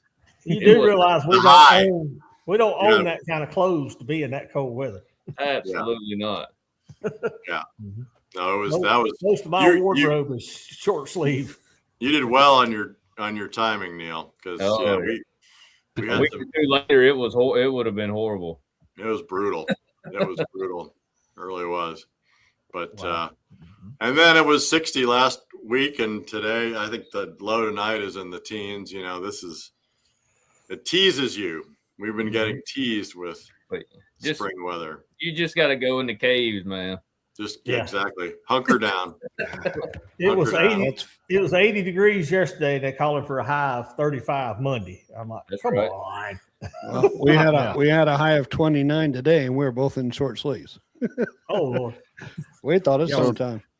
Yeah. So Eric says on his channel, right on one of his videos, he says, when you get a deep freeze, your driveway, and I said, a deep freeze. I said, you guys don't even know what a deep freeze is down there. A deep freeze. You're at the top of your ground. Ice on it. A puddle South of the froze up, Mason right? Dixon line. That is a deep freeze. I'm not supposed to have a nice driveway for 2 weeks, okay? We're A deep freeze is a thing in your basement with venison in it. That's exactly right. There you go. A deep freeze is, 2 foot of solid soil up here. You know what I mean? The ice is 2 foot down. Oh my Lord. Our frost is almost at the 4 foot mark this year. That's how cold we've been. Oh wow. No, y'all keep that, for man. long times too. Yeah. We won't be digging any holes in the dirt until probably in May. Y'all tough. What was the other one? The other one was So the other Will, one on was your Eric big says mill, The other one was Eric ahead. says it, you know, he's going to join our round table. And I said, man, Eric, I said, you are the round table, dude. You're in on it. You own this as much as we do now. You know, you're a permanent member. Everybody here owns this just as much as you do. So we were talking about blades a minute ago, and I see where Jason Harris put that on there that has a customer that cuts ice into blocks. Do y'all have a do y'all offer a carbide blade? that was him. Oh yeah. Yeah. Oh yeah. We have carbide blades, and they're great. But the carbide blade is also a blade. We like I was saying about the size of sawmill. We counsel customers about carbide blades because they're expensive and they're just as easy to ruin. You know, I mean, they're just as easy to ruin. People think, oh, the carbide blade, that'll be great because it'll cut through anything. No, it'll get destroyed by a nail just as well as a, you know, they're like 100, Jason would know, but they're like $150, you know, and if you've got dirty wood, or if you got debris in your wood, if you're not confident in what you're cutting, you know, yes, it's great until it gets destroyed. And then you've got Jason says they're out of stock right now, but then you've got a $150 blade destroyed versus a $30 blade. Correct. So you have to be very, you know, again, it's not that I was about to say we're selective about who we will sell them to. No, we will sell them to anybody, but we try to educate the customer to be like, this is not the be all and end all. You have to really have confidence in what you're cutting, or be willing to, give up a blade that costs, 4 or 5 times what a normal blade costs. I could see you using them if you were selling super high grade wood, a high end maple or high end oak or walnut or something, and you had to have that superb finish off the sawmill. The cost of the blade is immaterial if you get enough money off the back end. But if you're just trying to saw dimensional lumber, there's not enough money coming off the back end of the mill to pay for a $150 band that you ruined, unfortunately. Right. I mean, so it's got to be high dollar. It's got to be sinker logs, tropical hardwoods, which also those logs are, again, there's also a reason to have carbide with a tropical hardwood or with a sinker log. So you're right. It has to be a very high value product in order to compensate for the risk. If I sawed hickory and pecan every day and could sell it for what it was really worth, I would probably run a carbide blade. But I don't saw hickory and pecan every day. They tell me, Eric, I don't need one for pine. No. Not softwood. Well, maybe if you get a little frost on it. Okay, Biggest so innovation coming to portable sawmills in the next 5 to 10 years.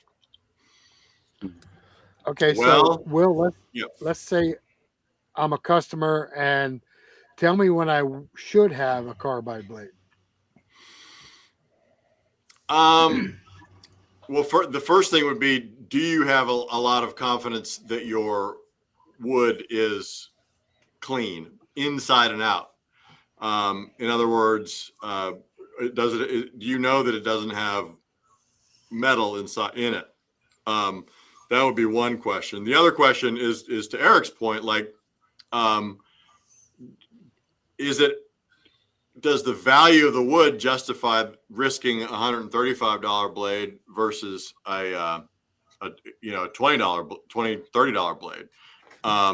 That's, and the answer is sometimes yes. Like in tropical hardwood, where you would rather risk a $135 blade than risk your $20 blade doing this because that wood is so valuable. So it is sort of an economic question.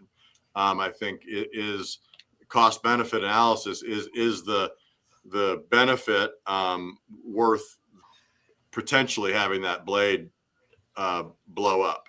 Or maybe sometimes time is money, and of course you don't have to change that blade as often. We do have customers who buy carbide blades, don't ever change them. They just cut with the same blade for say 2 days and then throw it away.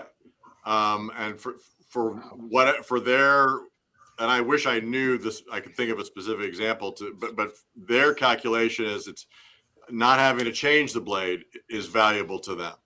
Because that's the thing about the carbides is if they don't get destroyed, they will stay sharper a lot longer. So there are customers who, that for whatever reason, that is a benefit to them that's worth buying the carbide blade. So that's the other, I guess, thing on those blades. All right. Yeah. You want to go back to that question, Will? Yeah, the biggest innovation.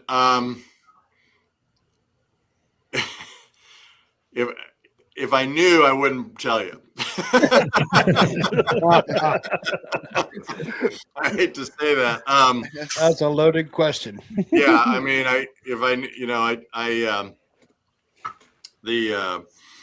it's a great question because what is the next frontier? I don't know the answer to that. As far as mills. I've got a question for you on that same topic. Yeah. Do you ever see TimberKing maybe making a true professional mill non-portable? You mean like where you have a little booth and? Well, maybe not even a booth, but a non-portable, the next step up above your biggest mill currently. I mean, keep in mind our biggest mill currently is quite a bit bigger than our competitor's biggest mill, our main competitor's biggest mill. So our main competitor's biggest mill really competes with our 2220 mill. That's the, not in price. Our 2220 is less expensive. But that's, so, do I see us, potentially we could make a bigger mill in the 2520, I guess. We do have our 6,000 mill, which is it's a very wide, it's a 60-inch width of cut machine. So maybe, and if we were to make a big hydraulic machine with a 60-inch width of cut, it couldn't be portable because it'd be too wide to go on the road. So, well, is it possible? Yeah, it's possible that we would go in that direction. I will say though that we have occasionally tried to sort of go. We've had products we've tried in the more sort of industrial realm. We've tried to dip our toe in there, like sort of with Baker, some of those people, and it's not what we're good at. And just like no disrespect to Baker, because I have a huge amount of respect for that company. Baker is amazing at doing industrial equipment. That is what they're great at. They make portable sawmills, and their mills are pretty good. But that's not what they're really good at. And because being really good, actually, to my mind, and this gets back to what we were talking about molders, being really good. Making a good piece of equipment is only part of that equation. Making a good piece of equipment is only part of being really good. The other part of being really good is having institutional knowledge, knowing how to take care of your customers after the sale. And we're really good at that in the type of mills we make now. We're really good at that in the type of molding equipment we make now. The industrial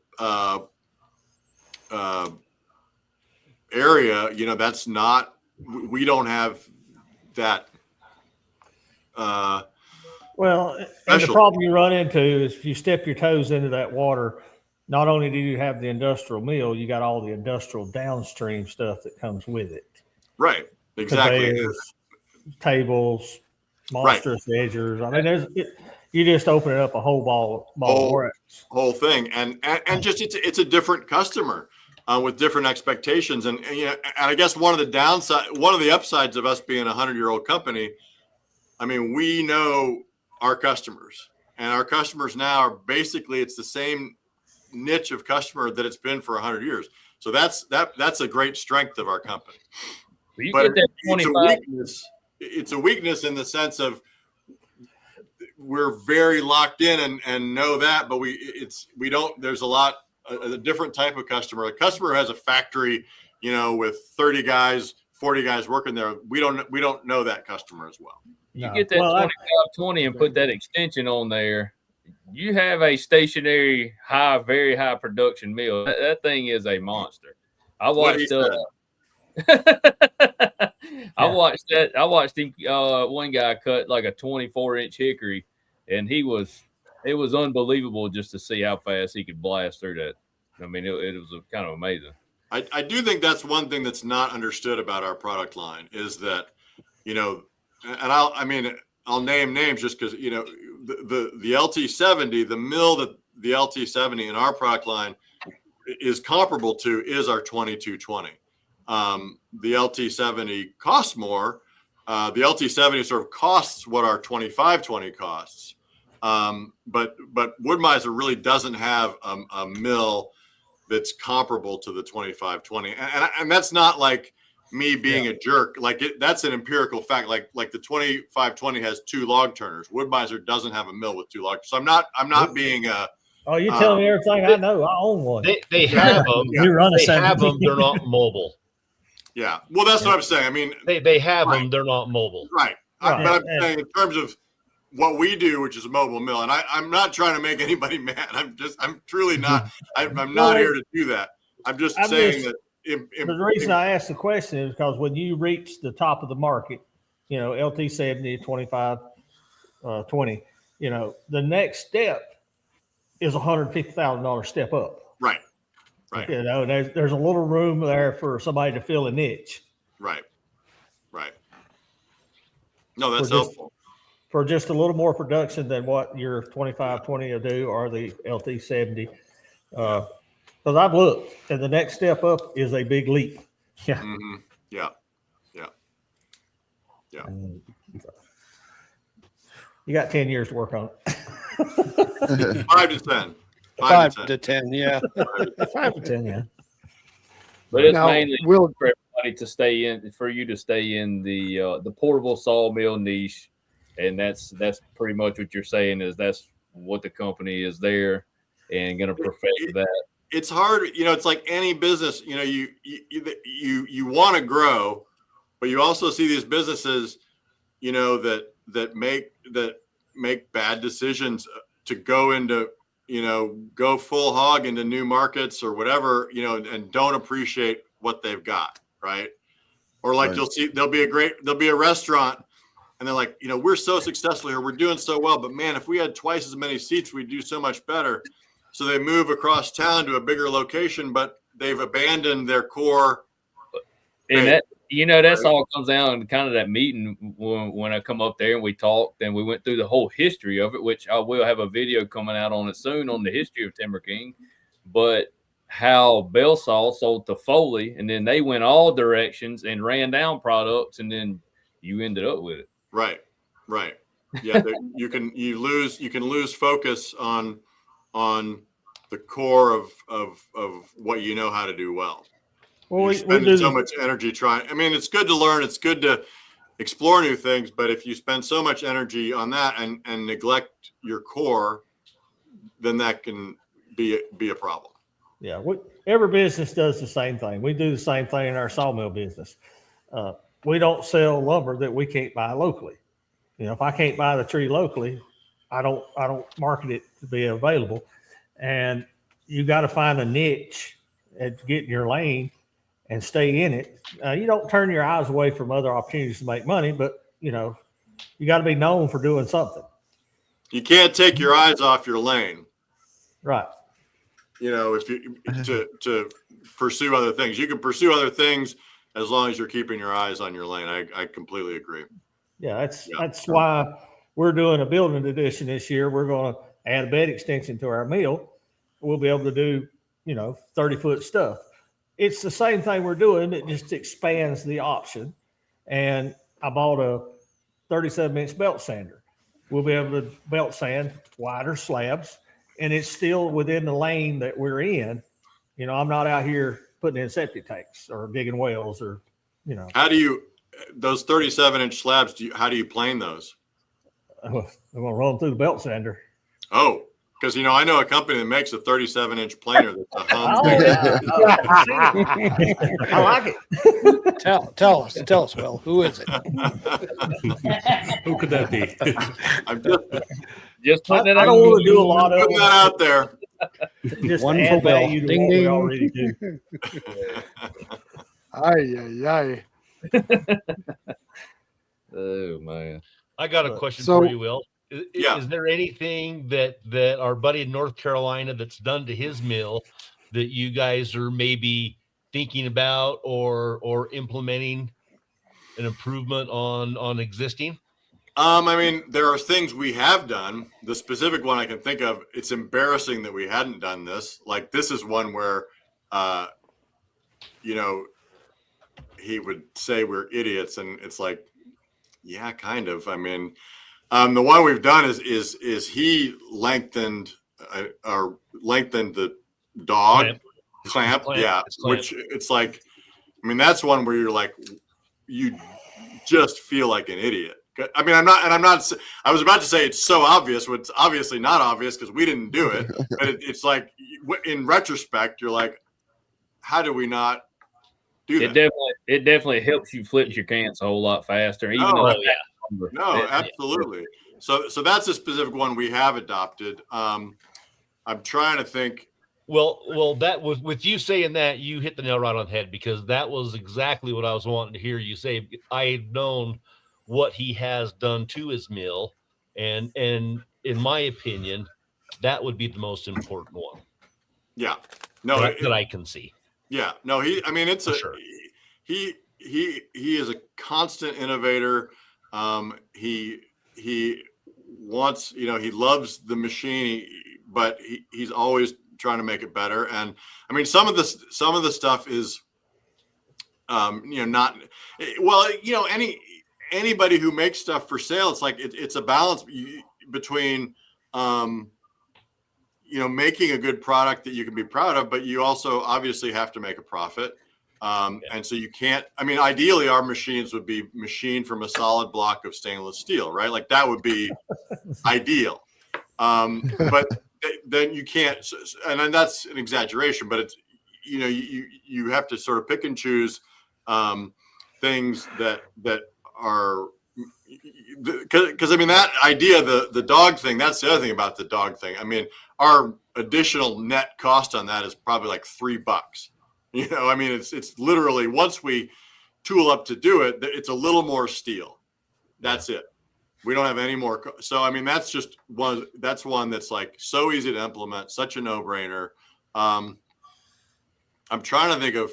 Well, that too. Some features on your mill are going to be super important to one guy, but maybe not so much to the other guy. Right. And it's putting your money in the places that are going to be the most Beneficial, broadly appealing.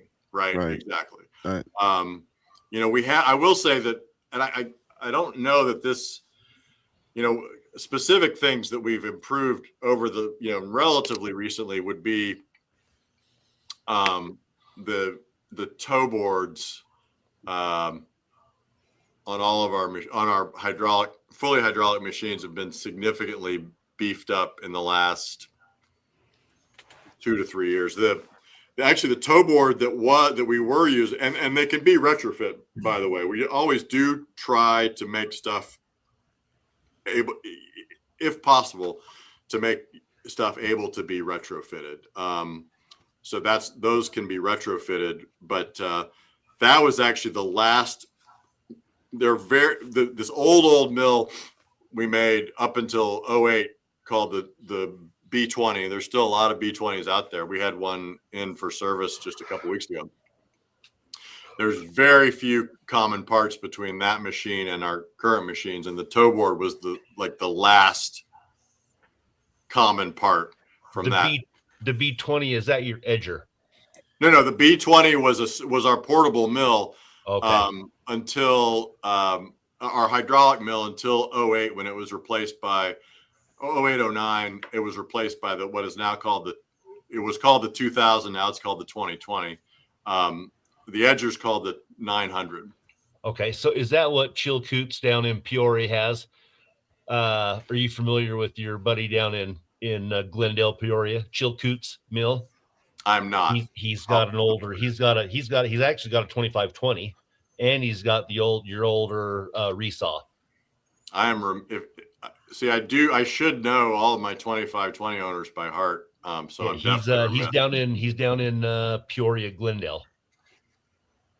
Chilcoots. His card's out in my garage. Gary, I think his name might be Gary. Gary Chilcoots. I'll have to look him up.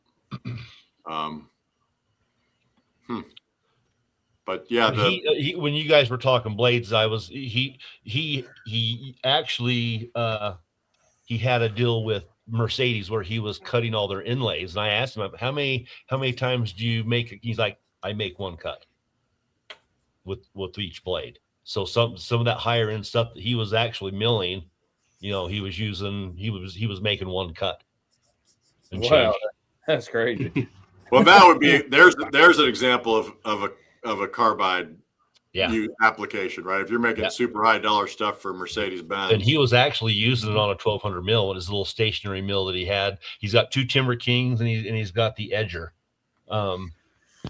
Gary. And that's the other thing. I think that would be, again, a super high dollar thing. That's another, in some ways, another great use of a manual mill, right? Like, because again, you're right there, man. You're right there with it. You're listening to it. So weirdly, like that's so interesting, but it makes so much sense that for a very high dollar thing, you want to be right there with the wood, So that's cool. Oh yeah, some of the stuff that he had down there, I go down there and make a habit of stopping in and seeing him every time I go down there, just to say hi. But a lot of that stuff and a lot of that wood down there that they have in Arizona is super hard, dense material. Right. So, but he's kind of cornered the market on some of the stuff that he does, and he was cutting for Mercedes. Wow. There used to be a company, I don't know if they're still around. There was a company south of Kansas City that did a lot of veneers for like Bentley and Rolls-Royce, and again for those high-end European car makers. But that was a huge. I mean, they did the peeling, like they had knives to peel the veneer logs into giant sheets. Well, Gary's he's a pretty loyal Timber King Sawyer. So I like to harass him when he'd want some wood miser dimensions, and I'd like to kind of harass him every time. I'm not home to Gary. Right. No, but he's a way good guy. Yeah. We actually had him on here last year for a minute. And no, it's nice. I mean, and that's the thing about. I mean, look, that's the thing about rivalries of any kind, right? Usually, the rivals have more in common with each other than anybody else, right? I mean, whoever runs Woodmaster, I don't even know who it is, but I got more in common with that guy than anybody else on earth, and yet we're opponents. But I went to my first Bunyan this last year and shared a booth with Woodland Mills out of Canada. Talk about solid leader people. Those are nice guys. Yeah, Jay was there, and after Jay seen the customer base after that Friday, those guys were on cloud 9 all weekend. They passed out 3,000 hats. The customer base was just, everyone didn't have the exact same goal, but they were all like-minded individuals. Right. Hopefully I can see you this year, Craig. What's that? I said, hopefully I can see you there this year. We'll get you there. Well, now, the Woodland guys are super nice guys. I met them at a show in Canada years ago, right when they were starting out. Very nice guys, very smart guys. They actually, this is a crazy story. We had a guy who shall remain nameless, who was doing not technical drawings, but he was doing exploded drawings for us. Okay. And had done these exploded drawings for like the manuals. And then and then a couple of years passed. And we'd paid him, mind you, this is important to the story, but we'd paid him to do the drawings. A couple of years passed, and we got a new purchasing guy, and he was involved in some other stuff, and he wanted to redo the manuals, which was great. I was like, great, yes, take some initiative. I mean, and reprint them or whatever, or redesign. I can't remember what he was doing. But we didn't have the electronic copies of these drawings. So we called the guy and we're like, hey, man, you know, do you have these on file? Because we can't find our electronic copies of the drawings you did for us. And he's like, I absolutely have them. We're like, great, okay, great. And he's like, $50,000. We're like, what?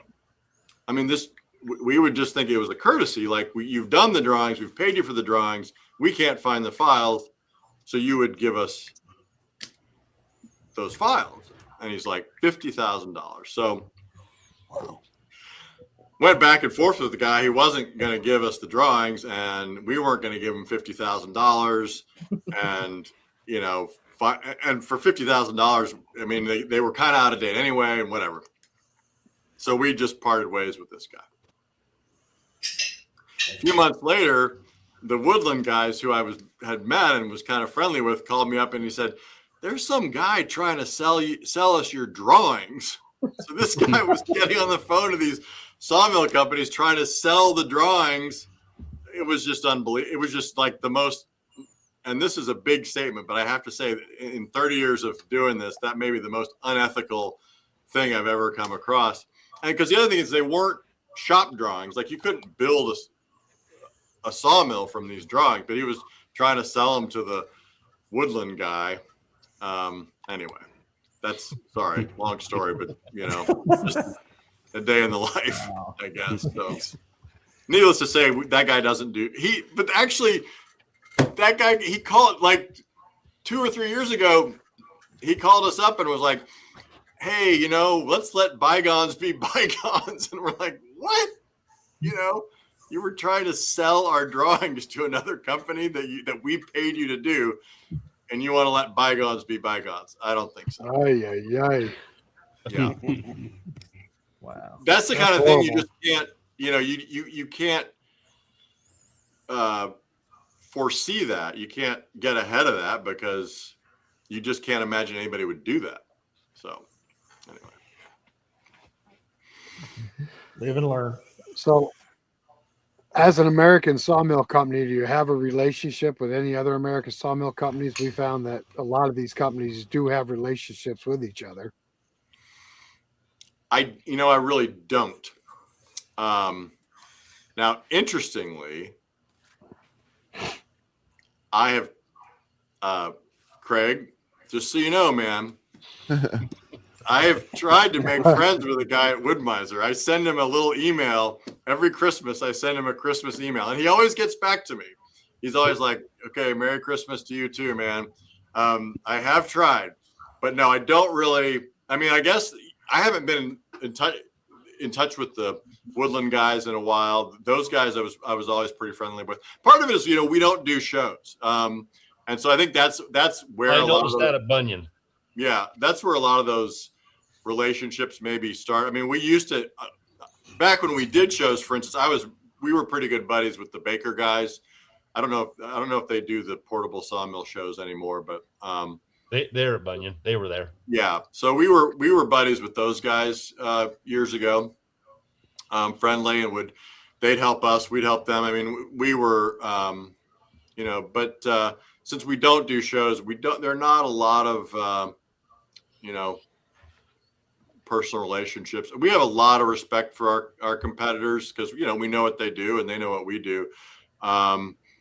You know, we were basically doing the same things. Yeah, absolutely. Like I said, I mean, our rivals are also the people we have the most in common with. I mean, we have a lot of respect for, you know, cooks. They do a great job, and they're great folks, and take care of their customers. You know, I mean, and a lot of them, like, we're not we're not really a direct competitor with Woodland, at least not at this point. So that always makes it easier. We're not, we're obviously a direct competitor with Woodmaster. We're a direct competitor with Cooks. And so that makes that a little, tougher because you're fighting for the same customer base. Yeah, Yeah. exactly. But But there are things that we have in common, and it is funny because in a lot of industries, like there will be an industry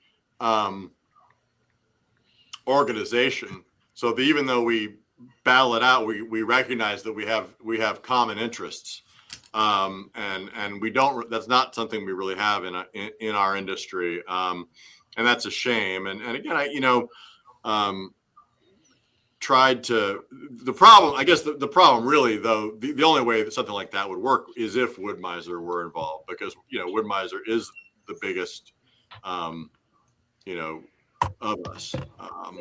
So and in some ways they don't have an incentive. There's Daryl right there. Remember I told that could be Daryl right there, buddy. I told the alarm guy 9 o'clock, and it's 9 o'clock. I probably should wrap it up, guys, if that's cool with you. Yep. That's fine. But let me make sure I don't get arrested. Give me 2 seconds. Hey, dude. See, that is his wife. He's saying it's the alarm guy. Get me out of here. It's 9 o'clock. Yeah. Yeah, on that question on the lube right there, Eric, I completely agree on the diesel fuel that with that Southern Yellow Pine with all the pitch. I mean, that tank probably holds 4 or 5 gallons. If I leave it half full, I can cut for a solid week on that. I mean, it doesn't take very much at all I use 3 to 4 gallons a week. Maybe. Saw it all week long. Yeah, I mean it's very little. And even I know the manufacturers can't recommend it, and that's fine. No, that's what I was going to say. The manufacturers can't recommend it, but it's my meal. I bought it. I'm going to run what works. There's a 5-gallon bucket of spindle lube right over there. Everybody says is the best crap ever made. It's garbage. It don't work. I've tried it. I absolutely agree with you. It is your mill. You use it how you want. But you have a Woodmaster, right? Yes. Yeah. So I'm helping out my friends at Woodmaster. If you have belts go bad prematurely or bearing races go bad prematurely, don't you dare call Woodmaster and get mad at them about it. I'm joking. You gotta, I mean, it is hard on anything that's plastic or rubber. So, you just got, that's my, because it absolutely works. I mean, we can't recommend it. It absolutely works the best for that situation, but you do have to know that it's hard on. And I use, basically, and I'll be honest with you, we first started, we took what everybody said, use dish soap and water. And in an 8-hour day, I'd go through 10, 15 gallons of water and the mill just be covered up. And when we sold that mill, the only rust that was on that mill was because of running water. Right. This new mill's never had water in it. Your blade guards and everything. I mean, your wet sawdust packs in there. It starts rust. There's a guy right down the road from me who runs soap and water forever in his 2000 mill, and it looks 20 years older than what it's supposed to look. Yeah. And not only does diesel keep the pitch off your blade, it also takes better care of your blade because it puts that oil film on your blades. No, absolutely. And we use very little. Diesel costs money. It's $3.70 a gallon right here now. That's the thing with Gary's all his upgrades on his mill. The wiper system, the blade wiper system keeps it from atomizing and blowing all over the place. It's put directly on the blade with the wiper system, and you don't waste a bunch of extra stuff. Yep. I'm just saying, Neil, don't you ever try to get me to warranty guide roller bearings. That's all I'm saying, man. I'm about 4 to 6 a set. I always got spare ones. I keep a 10-pack of guide wheel bearings for that reason. And I also grease every morning before I start. You know what I mean? I mean, it's just that the preventative maintenance is the best maintenance you can possibly put on any equipment. Well, yeah. And Best you we've go, found you know- is actually transmission fluid. Yeah, good ATF on your up and down movement, any of your moving parts, anything that's going to get sawdust sprayed against it. On your rails and your chains on Yeah. the TimberKing, what it rides on, it keeps all that down. Your mill always runs a whole lot smoother.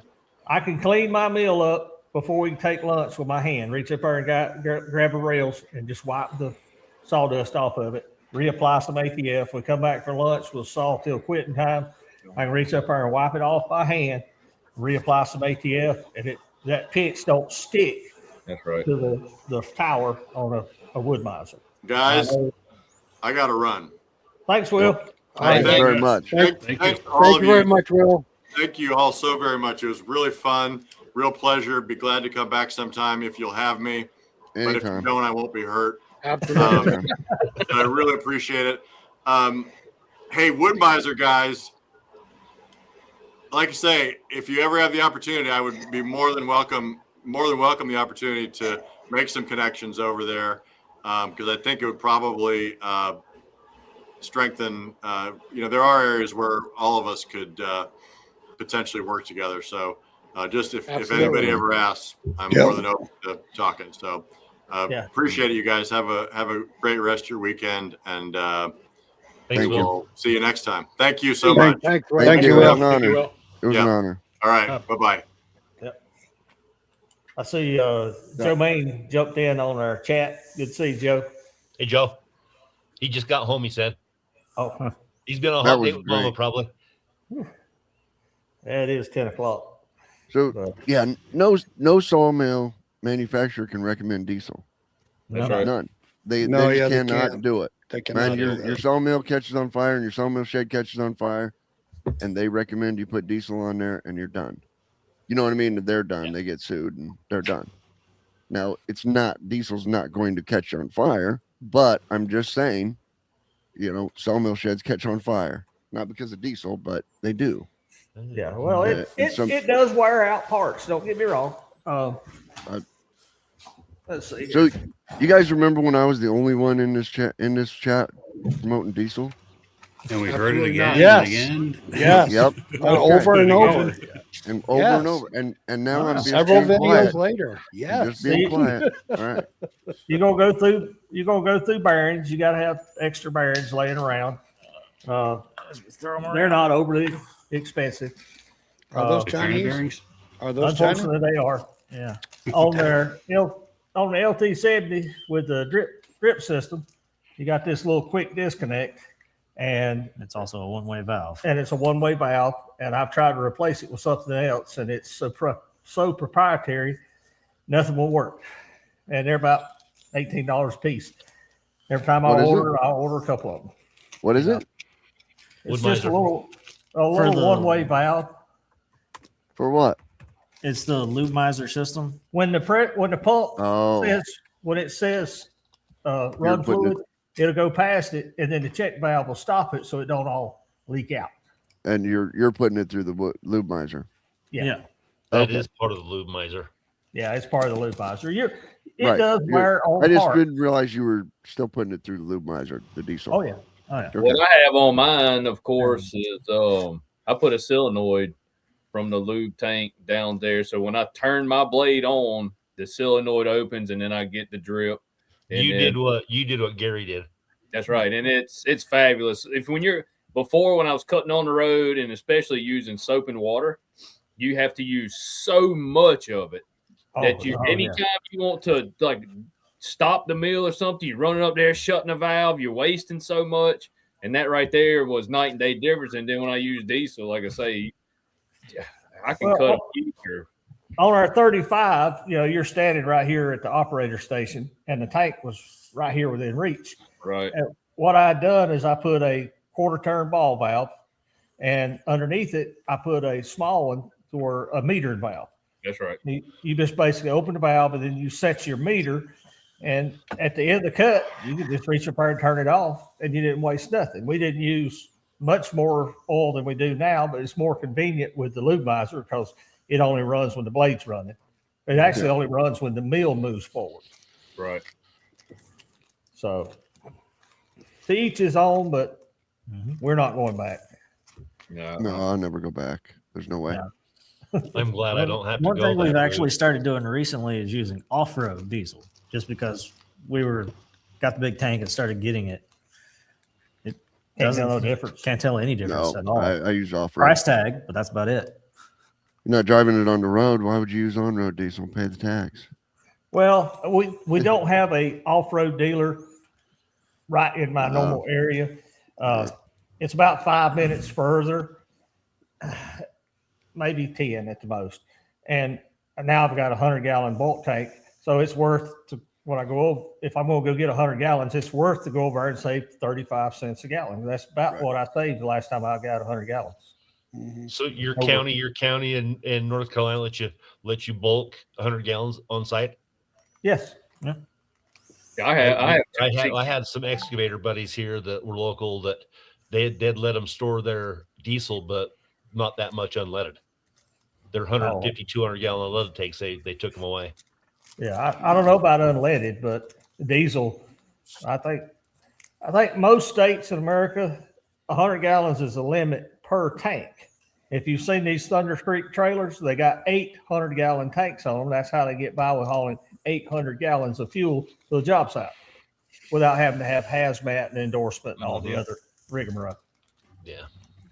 Hey, John, I don't think this will apply to the other guys because of the temperature, but have you ever had your diesel drip gel up? The diesel gel? No. So the guy pulls up and fills up my 250-gallon tank of diesel. I don't know where you guys are getting 100-gallon, but I get 250 gallons at a time. And the very first thing I do is dump in the AMSOIL anti-gel so it doesn't freeze up. It's good to like -40 when I dump that stuff in. Yeah, up there you have to. Yeah, the guy he'll come fill me up in like August, and I'll be up there dumping in that anti-gel, and he'll be like, you don't need to do that until December. And I'm like, I know, but if I don't do it now, I'm gonna forget, and it's gonna be January. It's just gonna be a big thing of Jello. 60 gallons at a time, and it doesn't have time to gel up around my place. But my tank, that 5-gallon tank in mine, because I don't saw near as much as you guys do. That's how much. And mine is a drip every 2 seconds, and I've had that 5-gallon tank up there for probably 9 months now. Well, my diesels, my mill's diesel, the drips diesel, the tractor's diesel, and you're running everything all the time. See, I'm only I've got a tractor that's diesel like that. Hi, Jen. I don't know who's messing up there. Oh, Eric. Yeah, the propane heater run out of gas. Oh, It's time to quit. The Put heater's some gone. diesel in there. Put some diesel in there. Bent over. I just heard a lot of air. No. There may or may not be a diesel heater behind it, but you wouldn't be able to hear us if it turned on. Yeah. Well, guys, you ready to wrap this up? Yep. Enjoyed it. Oh, yeah. But It was a good show. What do we got next month? He was in here, right? William Next Prophet. month is William Prophet. Pirate Solutions Forestry. Yep. Pirate He Solutions survives a big Forestry storm tomorrow. YouTube Yeah. channel. Yep. Super good guy. Met him at Bunyan. Could have talked to him for 2 days. And that's on the 21st too. The third Saturday next month is the 21st. This Correct. is the 21st. So Yes, it Yeah. is. It's all right. All right. It's already created, so all you guys got to do is add to it, whatever. yep, we will. We will see you next month. Okay. All right, Good to guys. see you, All right, Paul. everybody. Likewise. Thanks, everybody, for stopping by tonight. And we really appreciate you guys engaging with us. And we will see you on the third Saturday of next month, which will be the 21st. Make sure you join us for William Prophet and Pirate. What is it, Craig? Pirate Solutions Forestry. Cape Cod. Pirate Solutions Forestry YouTube channel. Cape Cod. Correct. Cape Cod. All right, everybody. Have a good night, and we will catch you next month. Everybody stay around just a minute. We want to thank everybody for stopping by the show tonight. And remember, it's the third Saturday of every month that we all gather and are on the show. See you later, guys.